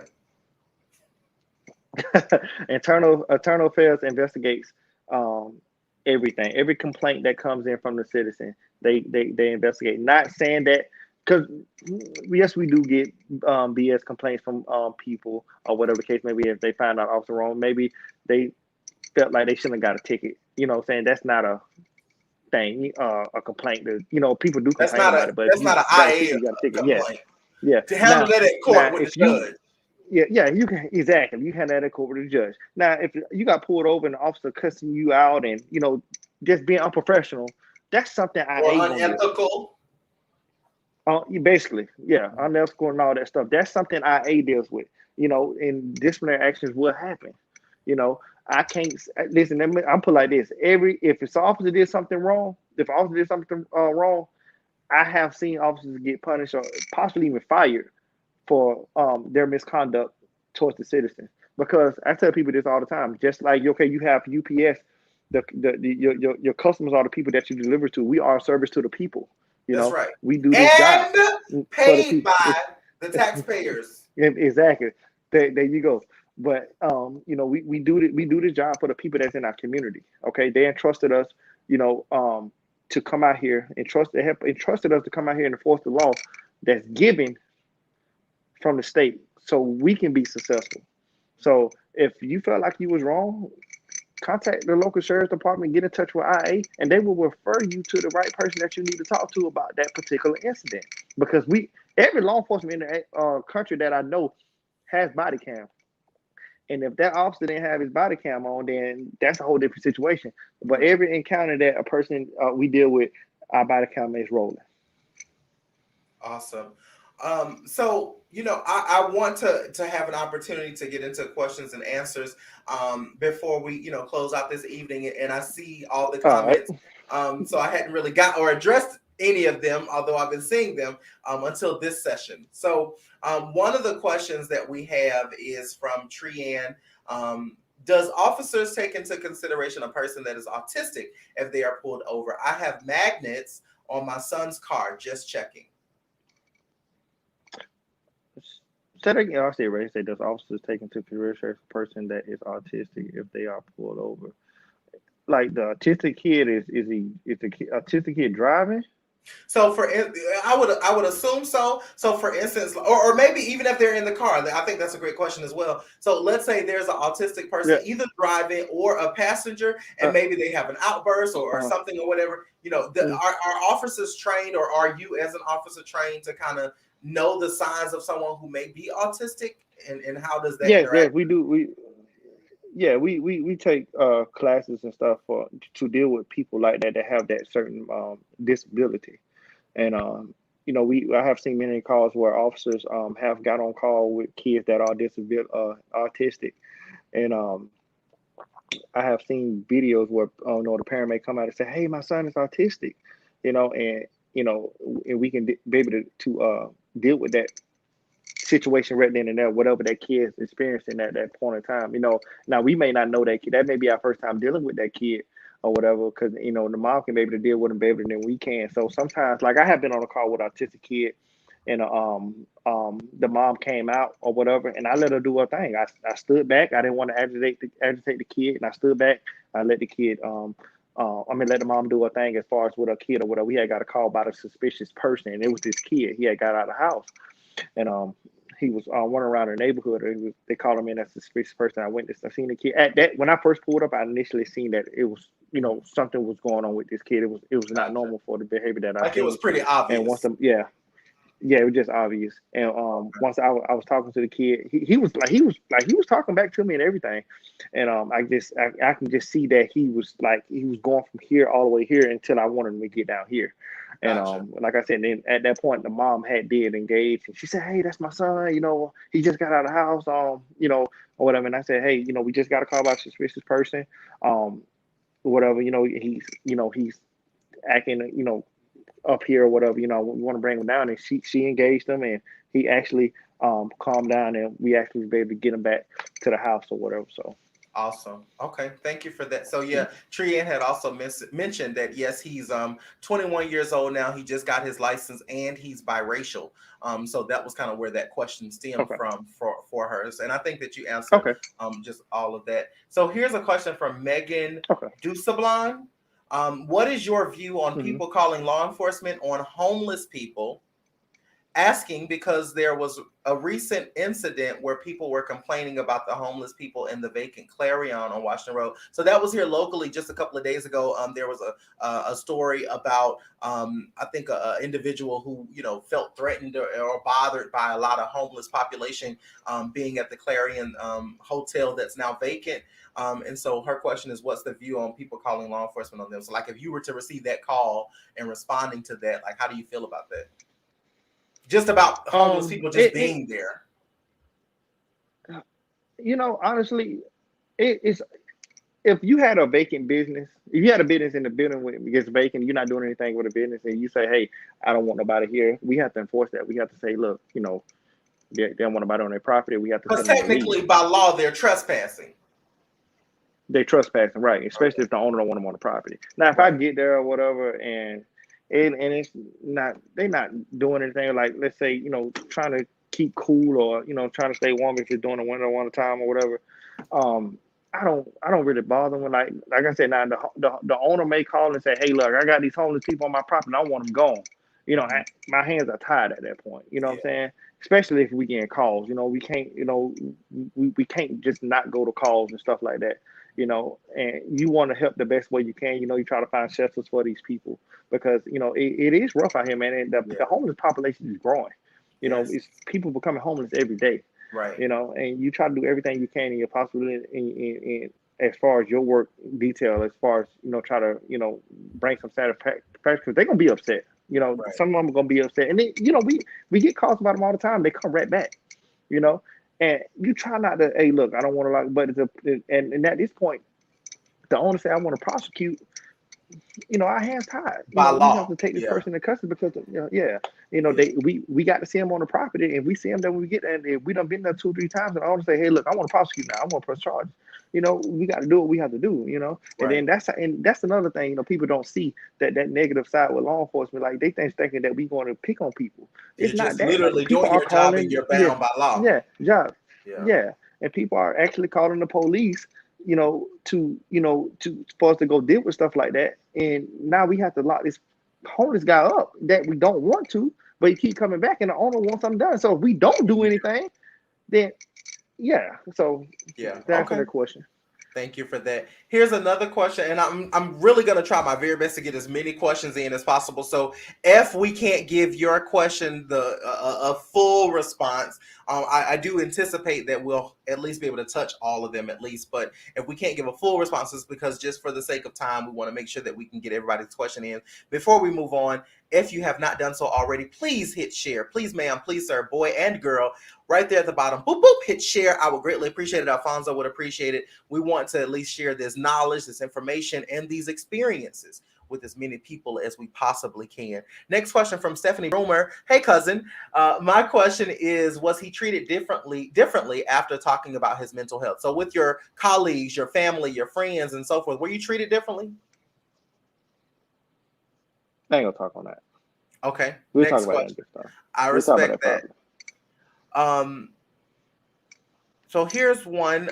Do you feel that officers should respond to mental health calls? Do you feel there should be a counselor or therapist to respond along with the officer? So let me just, before you even say anything, Alphonso, Cherie Harris, would this be, let's say, hypothetically speaking, would this be a call where someone says to dispatch that it's a mental health issue, or that this is like a mental illness type call, or that the person is battling mental illness? Or like, how would the officer know, I guess, or how would that be communicated to dispatch? I'm just curious. Yeah, whatever the call taker takes at that time, whatever is being displayed over the telephone, or she sends it to the dispatcher. And dispatcher send that to that unit, and she'll relay the information as the unit en route to that call. And she'll Okay. tell them like, "Hey, we getting a call about a person that's in a mental health crisis or whatever." And we'll at that point we'll go from there. So Richmond County does have a therapist that's on hand that's working with the sheriff's office right now. So That's if they one do person need, though? no, I think they have a team of 3 or 4. I think. Okay. If I think it's 3 or 4, but anyway, if it is a mental health call where a mental health therapist goes out, which I understand it to an aspect, because if a person is really in a crisis, you will want the police there first, just because they say, let's say they wanted to harm, don't want to harm themselves. Therapists don't have a gun on them or have any other specialized skills as far as communication, as far as like dealing with, as far as on the police aspect. Let's Gotcha. disengage that person from any type of weapon to harm themselves, get them separated or whatever, and then that's when we call in the counselor. The counselor come in and try to do evaluation at that point. If that person need to be hospitalized, we have to get that person some medical attention, and we'll take it from that point right there. Gotcha. Okay, thank you for that. So we weren't prepared for Stephanie's last question. Here's another one. How do you handle a crowd with phones in your face, or a crowd that's trying to protect a loved one from the situation? So we've seen this a lot, like last summer with George Floyd and all of these other encounters. If you arrive on scene, Alphonso, to a call, and it's a crowd out there, they got their phones out, we watching you, we this and the third, the phones in your face. Yeah. How does that feel? Have you been in that Yeah. situation? Oh yeah, all the time. That don't bother me. I'm recording myself, not saying got a big head or whatever. I mean, I'm recording myself, like, just as long as you're not in my way while I'm doing my job. So you're as not long as you're interfering. not obstructing. Yeah, basically. Like, if you cross the street filming, by all means film. I don't need you right in my grill, or to the point when I look up, you right in my face. Right. Like, record all day. People record. I mean, that's if you're doing your job correctly, You're not worried about it. you got no trouble to worry about. You have nothing to sleep. You'll sleep comfortable at night. Right. And me personally, I'm a fan of as many cameras as we can have on scene, have them out there, especially if it's looking like it's getting intense. The only part that I hate is that oftentimes on social media, when we see a video clip of a negative or a bad interaction or a death or whatever, we never know what led up to it. We got to wait for months and months before the official investigation is over and the Justice Department steps in and all of this. Like, you know, people start recording once it gets bad. Like, when are you going to start recording? Like, I need to know what happened. But anyway, so we appreciate that. But yes, thank you, Stephanie, for your question. Let's see. Some of these questions I'm going to kind of overlook because you've kind of already talked about them. Here's one from Kelvin Butler. Hey, Kelvin, do you think putting deputies in areas that they can relate to helps the relationship between law enforcement and the community? I think it could help relations and even keep brutality down. Oh yeah, most definitely. I truly believe that. And you kind of talked about that earlier because your first assignment and your only assignment, right, was in the community that you grew up in. Yeah, most definitely. And I'm not saying another officer race can't go into a black community and be effective. I'm not saying that. But, you know, majority of black officers grew up in rough areas so they can relate more. You know, this not saying no type of other race can't go inside a particular environment or area and not be effective in their patrols. I'm not, but majority of black officers have grew up in rough neighborhoods, can go back to these neighborhoods and be successful, and to try to have some type of reconnection because they can relate. Gotcha. Thanks so much for that. And Kelvin, thanks for your question. Pamela Nelson, we have a lot of people with mental illness in the CSRA, and they often panhandle and have distracted behavioral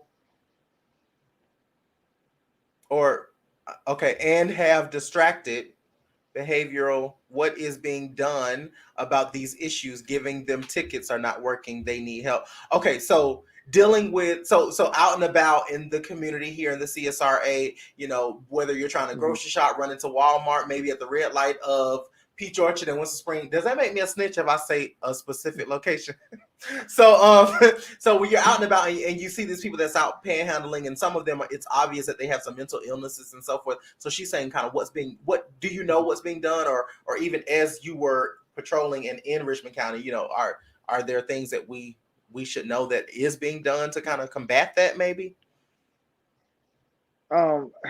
You know, a lot of those homeless guys, they homeless people, they don't want help. They content with what they're doing. So it's kind of hard to actually, you know, be there for them at some point. But we do get a lot of calls about them. And another thing, again, back to what I was saying as far as mental health, I don't know many things about mental health resources in Augusta. I don't think it's enough there. So I can't really say that, hey, we want to send them to here when I don't even know it's here, it exists. You know, yes, I do want to get them somewhere, but, you know, if I don't think it's enough resources for mental health in Augusta. You're right. Yeah. And we kind of touched on that too. So thank you for that. And thank you, Pamela Nelson, for your question. Summer Crockett looks like she's a sister in blue for you. She said, yes, because some of those mental health patients become violent. But at the end of the day, I myself as an officer has found out that just speaking and giving that person the time to vent and talk can change a situation. And yes, or have a therapist on standby, because some of us are not equipped nor trained to speak or know how to deal with mental health. So that's more of a statement, not a question. And thank you, Summer, for your service and for your input. She's definitely right. She's definitely right. As far as going on these calls and letting these people speak, I mean, let me tell you something. It ain't even got to be a mental health call. It can just be a general.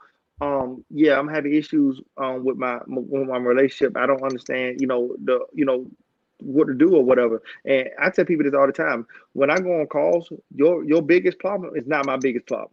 You know, we're gonna come up with a relationship resolution before I leave this call today. You know, we're gonna come up with something. And I'm glad that she hit on that, as being an officer in blue, to understand that. So yeah, most definitely.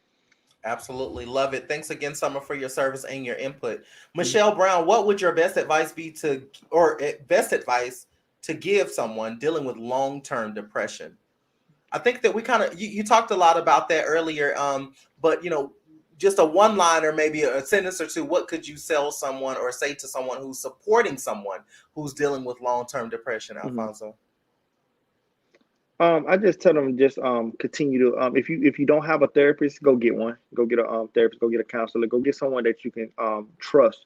I still deal with depression to this day. I still have my days at some point. I still have certain underlying mental health issues that I still deal with. You know, if it's just and it can be even seasonal depression. Some people have seasonal depression.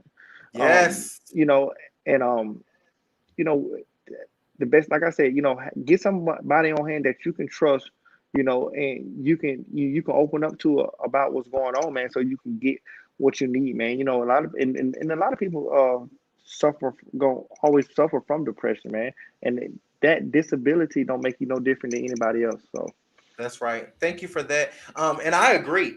You talked about seasonal depression as well. My mom and my grandmother died a year apart, like literally, and I lost it. Like literally, when I say I lost my mind. But mhm. seasonally for me, May and the holidays. My mom died, like a week before Thanksgiving, and so just the holidays. Thanksgiving is off for me, so that's a depressing time. I get more reserved. I draw back some, and my friends and those closest to me, they can realize it. So if you are seeing some of those signs, people who are normally out on the scene, always coming to your events, always being there, they start kind of pulling back a little bit. Check in a little more with them. Just kind of check in and see what's happening, because that Oh might be yeah, a most definitely. seasonal time for them. So for me, Yeah, December was my mom's birthday. Christmas is just over. It's a week before. yeah. May, my birthday's in May. My grandma's I, birthday in May. Mother's Day, hard. most definitely. Always check on your loved ones, man. Let me tell you, Yes, not even just loved, just a simple, hey man, like my brother right. texted me today, man. Hey bro, how you doing, man? I'm just checking on Yeah. you, man. I want nothing, just checking on you. And that right there means so much. And again, like you said, those holidays and stuff, like my uncle death's anniversary, like and I figure out why I've been getting no sleep, because I know it's coming up, his death anniversary July Yeah, 25th. yeah. It's like you And just your body starts like sensing I it. get so, yeah, Mhm. it starts sensing it, and then I start slipping back into depression. But Wow. this Yeah, and I'm wondering how my body and my mind is going to deal with it now, since I've been yeah. home from my facility. It's my first time I'm going to be dealing with it next month, so I'm actually looking forward to see how I'm adjusting and everything else. So Well, and, yeah. and hopefully now that you have those resources, those techniques, those tools that you kind of got from the facility, from your therapist and so forth, hopefully, prayerfully that will give you the tools and resources and so forth to apply to that season for you. And so I'll keep you in my prayers as well, and kind of check in on you from time to time. Asia said, since there are tense relationships with law enforcement, what is the best way that we can support law enforcement in our communities and build or initiate relationships? So what can we do as private citizens, just in the community, to help foster a better relationship with law enforcement? Reach out to some of these activists in these communities. Reach out to your local law enforcement and let them know what you want. Tell them Mm-hmm. where I'm at right now is so involved with the community. Mm-hmm. It's big. It's important. I mean, it's every day they have something going on here with the community involvement with the law enforcement. It's law enforcement is the community. Community is the law enforcement. Love it. We have. So we lost Alfonso. I'm assuming that his device died. Are you back? Yes, you're back. My bad, man. I don't know, That's my phone okay. lost my phone lost service. But yeah, we Okay, no worries. just piggyback on that, talking about law enforcement community. We reach out to some of those actions and have those say, hey, look, we want to do this event in the community. We want officers there. Community service should be number one priority for law enforcement. If you're Gotcha. not being in the community as a servant and you out here in the uniform, what are you doing your job for? I'm trying to quickly move through some of these comments so that we can hopefully get to the end of everyone's questions before we close out. It's funny, you were on a live or a show with More Than the Masters not too long ago. Yeah, yeah. And it's funny because I was on that show too, and we never know how fast this hour and a half, 2 hours, like it just passed by so fast when you're having good conversation. So we definitely have to look into part 2, but I'm trying to get through as many questions as possible. So Cherie said, I'm sorry, Jaquan Brooks said, do he think the officer was wrong for fighting with the juvenile for selling water bottles a couple weeks ago? I don't know where that was. That here? It was in Augusta. I saw the video, but I have no comment to that. Not saying in reference to it because I don't. By Best Buy, right? That where that was? Okay. I think it was a Boy Scout or something like that. But I don't know the situation. Right. Okay. So I don't like to speak on nothing that I don't have. What was right or wrong? Yeah, right or wrong. Gotcha. Like I said, you said it not too long ago. Majority of the time we see an officer putting his hands on someone.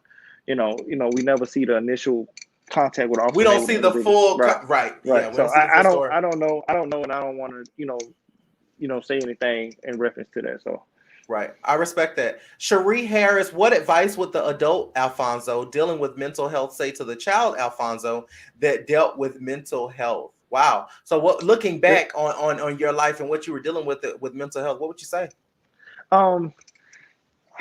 It depends on the actual situation of what that kid dealing with right then and there. Because, like I said, every mental health situation is different. So, if I'm dealing with a kid in that aspect as far as mental health, I'm gonna give him the advice that was given to me. Because I know the stuff that I was given, I was successful, and I know that person. And when I say successful, it was on a consistent basis as well. You know what I'm saying? So I always come back and do a follow up. I always want to come back and see how that kid is doing. You know, you can always sit up here and say that you doing this and that, but is your consistency game is strong. You know what I'm saying? You got to be able to be strong to the point where you are able to go back and check up on that person, man, because it just don't stop after one conversation. You know, gotcha. we got to be able to do those follow up. Let me tell you something. I still mentor kids in Augusta to this day, and I'm in Atlanta. You know what I'm saying? So it don't stop. Don't nothing stop, man. Like, when I come back down there, I'm making my rounds. I'm going out. Matter of fact, one of the kids in the neighborhood that I be doing videos with, TikTok videos, her birthday coming up. I'm trying to have a birthday cake for her, you know what I'm saying? And, so it's just something like that, man. We want to be able to be proactive in situations like that. Like I said, we have to be consistent too. We can't be reactive. We got to be proactive. Like I said, consistently check up. You know what I'm saying? Consistently, hey, look, I'm here for you, whatever the case may be. And you may not think that it's getting through, but guess what? That person getting that message. Gotcha. Love it. All right, so we have a couple of more questions and we're going to close out. One from Summer, again, your sister in blue. Do you feel like certain departments should have a better training on how to deal with African Americans, just minorities, period, in today's society? Most definitely. Okay. Most definitely. Gotcha.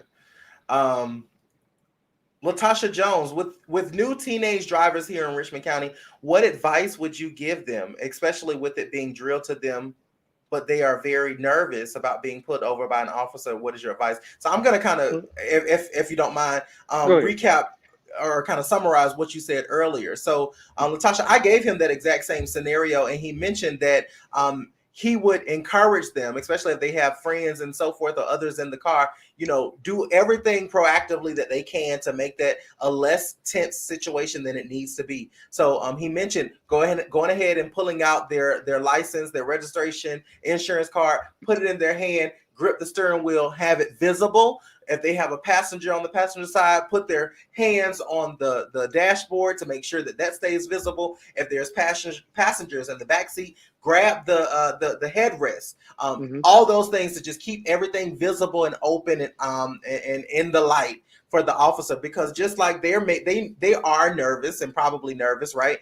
The officer probably is as well, because he doesn't know what he's approaching, what situation he's dealing with. So that was his response to that. Thank you, Latasha, for your input as well. I'm trying to paraphrase it, and I know that I talk fast, so I'm just trying to get through as many questions, as many questions as possible. So thank you, Bonita. What a great interview. Thanks to both of you for your transparent. Much love. Thank you so much for tuning in. Stephanie, okay, and let's see, question.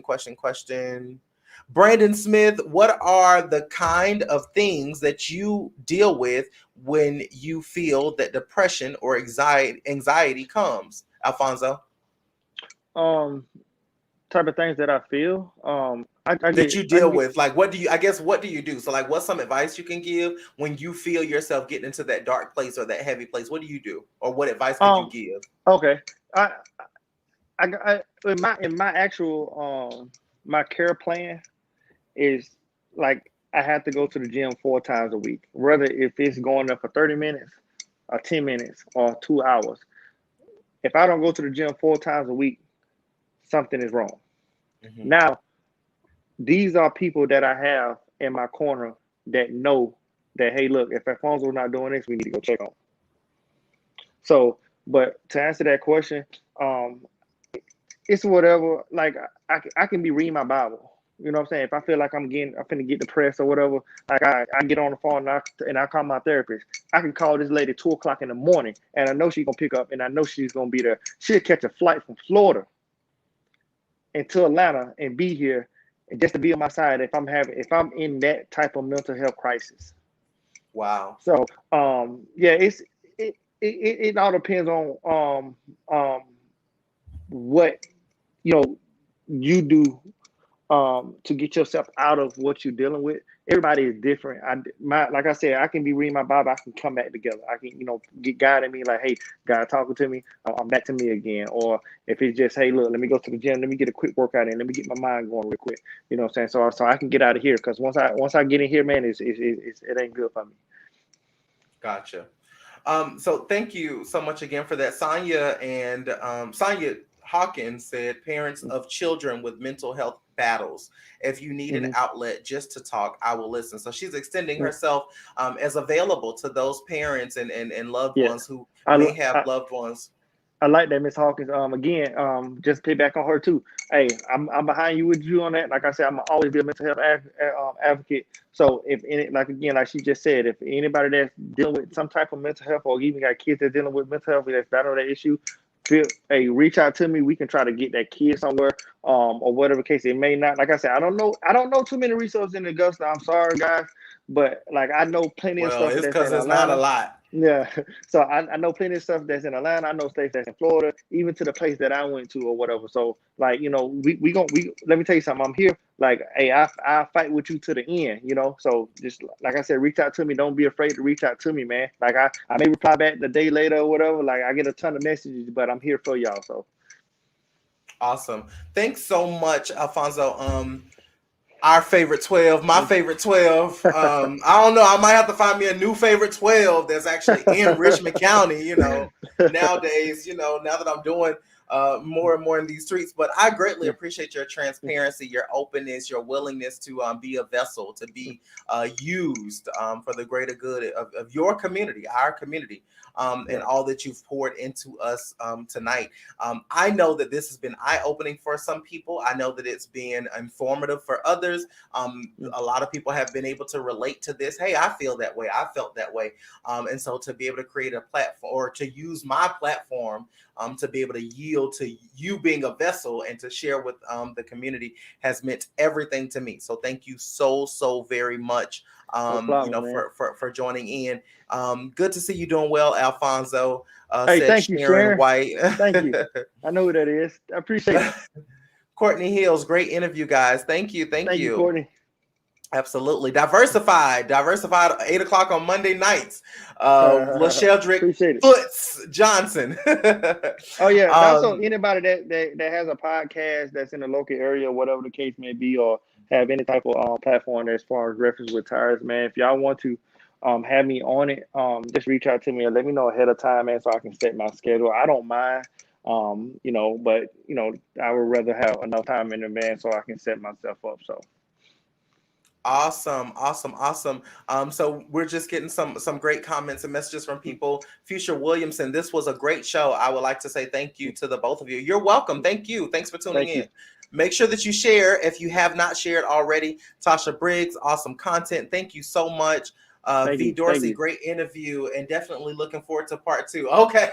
Well, We're gonna have to work through that. You know, I love Alphonso. No home. Well, technically I am. Well, never mind. So look, Alphonso.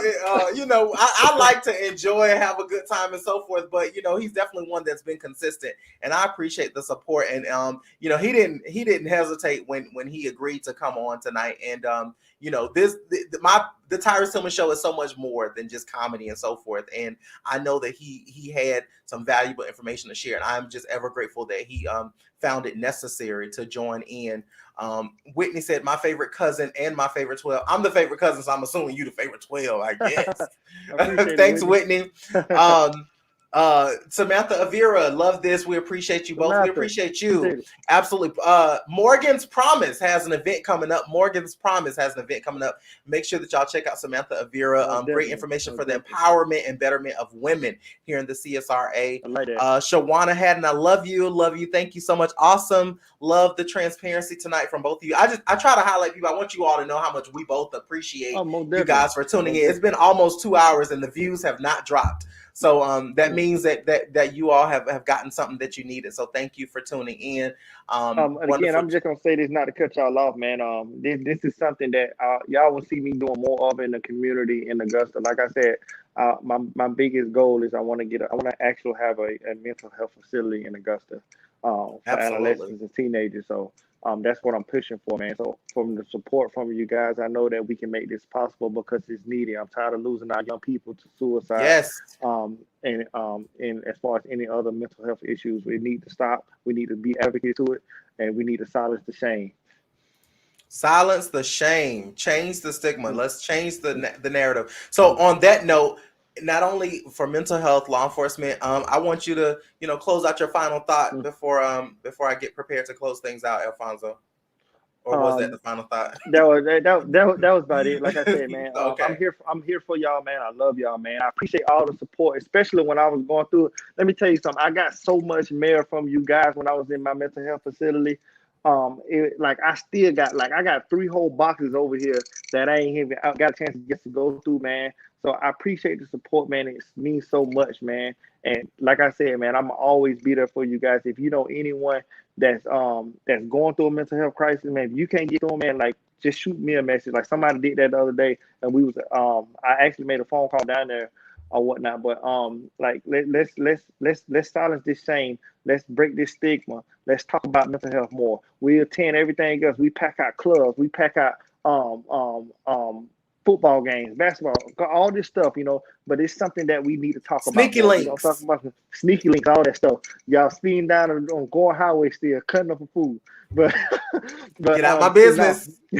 In all seriousness, you know, we need to put a stamp on this, and we need to make this something that we talk priority. About exactly. This is important in our community. I'm tired of losing our people to this, man. Like I said, I was in that same situation. Tyrus here to be transparent as well as far as his situation, and anybody that, even the ones that don't talk about it, hey, that's okay with me. I'm different, but you know, hey, I'm here for y'all, man. I love y'all, I promise. And on that note, again, thank you so much for tuning in. I know how difficult sometimes it is to keep people's attention for a long time, but to see the support that we have had this evening lets us know, and this is just what I'm taking from it, that it was meaningful, that it was something that you all needed to hear and that you wanted to hear and you wanted to talk about. And hopefully that means that you've learned something tonight, you've gathered something tonight. I know for me, something that I'm going to be sharing mostly over the next couple of weeks is what Alphonso shared with us in regards to firearms in your home, in your business, in your vehicle, and not having to be licensed or have a license to carry as long as you're not a felon. Legally, you can legally possess them in those places and not have to have a license. So that's something that's major that I personally knew, but I never thought that maybe a lot of other people didn't know that. So hopefully there was some things. Where is that at? So that's where I had my birthday party at. That's the Jones family. They have so up at 2872 Tobacco Road, the old Fred's on Tobacco Road. I know it's there. They've turned that. So she said that they would love to have you. Those are my new cousins and uncles and aunties and all that over there. I love them. And then Jeffrey Montgomery said, my boy, I miss you around the job. I'm sure he's talking about you because I ain't been gone from the job long enough. I used to work at special duty at Walmart as well, man. So, hey, man, I miss you too, brother, man. Hey, I miss stealing out of Walmart when I was young. Times were different then, you know. Don't steal. Stealing is wrong. Don't do that. And also, man, if y'all know some facilities, man, shoot them in my inbox, man, because I don't know, and I love to have them on hand just in case somebody is going through a mental health crisis or whatever. We can try to get that person admitted immediately, man. I don't want to wait on something like that, man. So if you know any facilities that's in the local area, reach out to me so I can put them down on my list. Like I said, I don't know too many resources in Augusta. I know a lot here in Atlanta and Savannah area, and I know some back in Florida where my therapist resides. So, like I said, if anybody locally know anything, we can try to get somebody there quick, get them some help, and and get them some further medical treatment if they need it. Please send those to my inbox, please. Oh yeah, the Why Not Me shirts information. Somebody asking about that. Yeah, I see that. I'm gonna put that back up in just a quick second. But Monique Reed, to your point, Alphonso, Aiken Barnwell Mental Health and Aurora, great facilities. So those are, I guess, some facilities in the Aiken County probably Monique, area. Inbox to that. Monique, please inbox that to me, please. Inbox that so I will get it. I put Alphonso's social media information is up at the bottom as well, his Facebook as well as Instagram. That's at the bottom streaming as well. And then Ms. Forrest, I see that you asked about the Why Not Me information. So here that is Why Not Me t-shirts. Contact Marquisa Campbell. Now, is this her Facebook, Alphonso? That's her Facebook. Facebook. So y'all can search her on Facebook. How much are the t-shirts, Alphonso? I think they $15. As far as the size to go or whatever. And is she local to the CSR? Yeah, she local. Okay. She local. She very local. She's gotcha. Accessible that quick. Like I said, she's up, just hit her message or whatever, tell her what you need, and she'll get you, prices and everything else. She do Cash App, Apple Pay, I think Zelle, I don't know. She do something. So, but she's been a great resource to me, helping me get these shirts and stuff and everything. Marquise, if you are watching, I appreciate you. I love you. Thank you. Perfect. Stillwater in Augusta is good. Stillwater is a facility here in the CSRA as well. That's the only one I know, Stillwater. Yeah, I know them because when I worked in administration at Defects, I worked with them and I did their invoicing for the county. So Stillwater is here in Augusta. There's a couple of others as well. So if you are ever in the need of finding mental health facilities or trying to find adolescent assistance and so forth with mental health and so forth, if you're running into a roadblock, reach out to Alphonso, reach out to me. I'm okay with that. I'll try to help you find something. I do still have a lot of great networking friends and connections at Defects, and so sometimes you can reach out also to Defects because the case managers, case workers, the director, all of them, they will be usually the first line of defense for responding to some situations. Yep. So you can reach out to them and they can kind of get you in contact with some local facilities and agencies as well.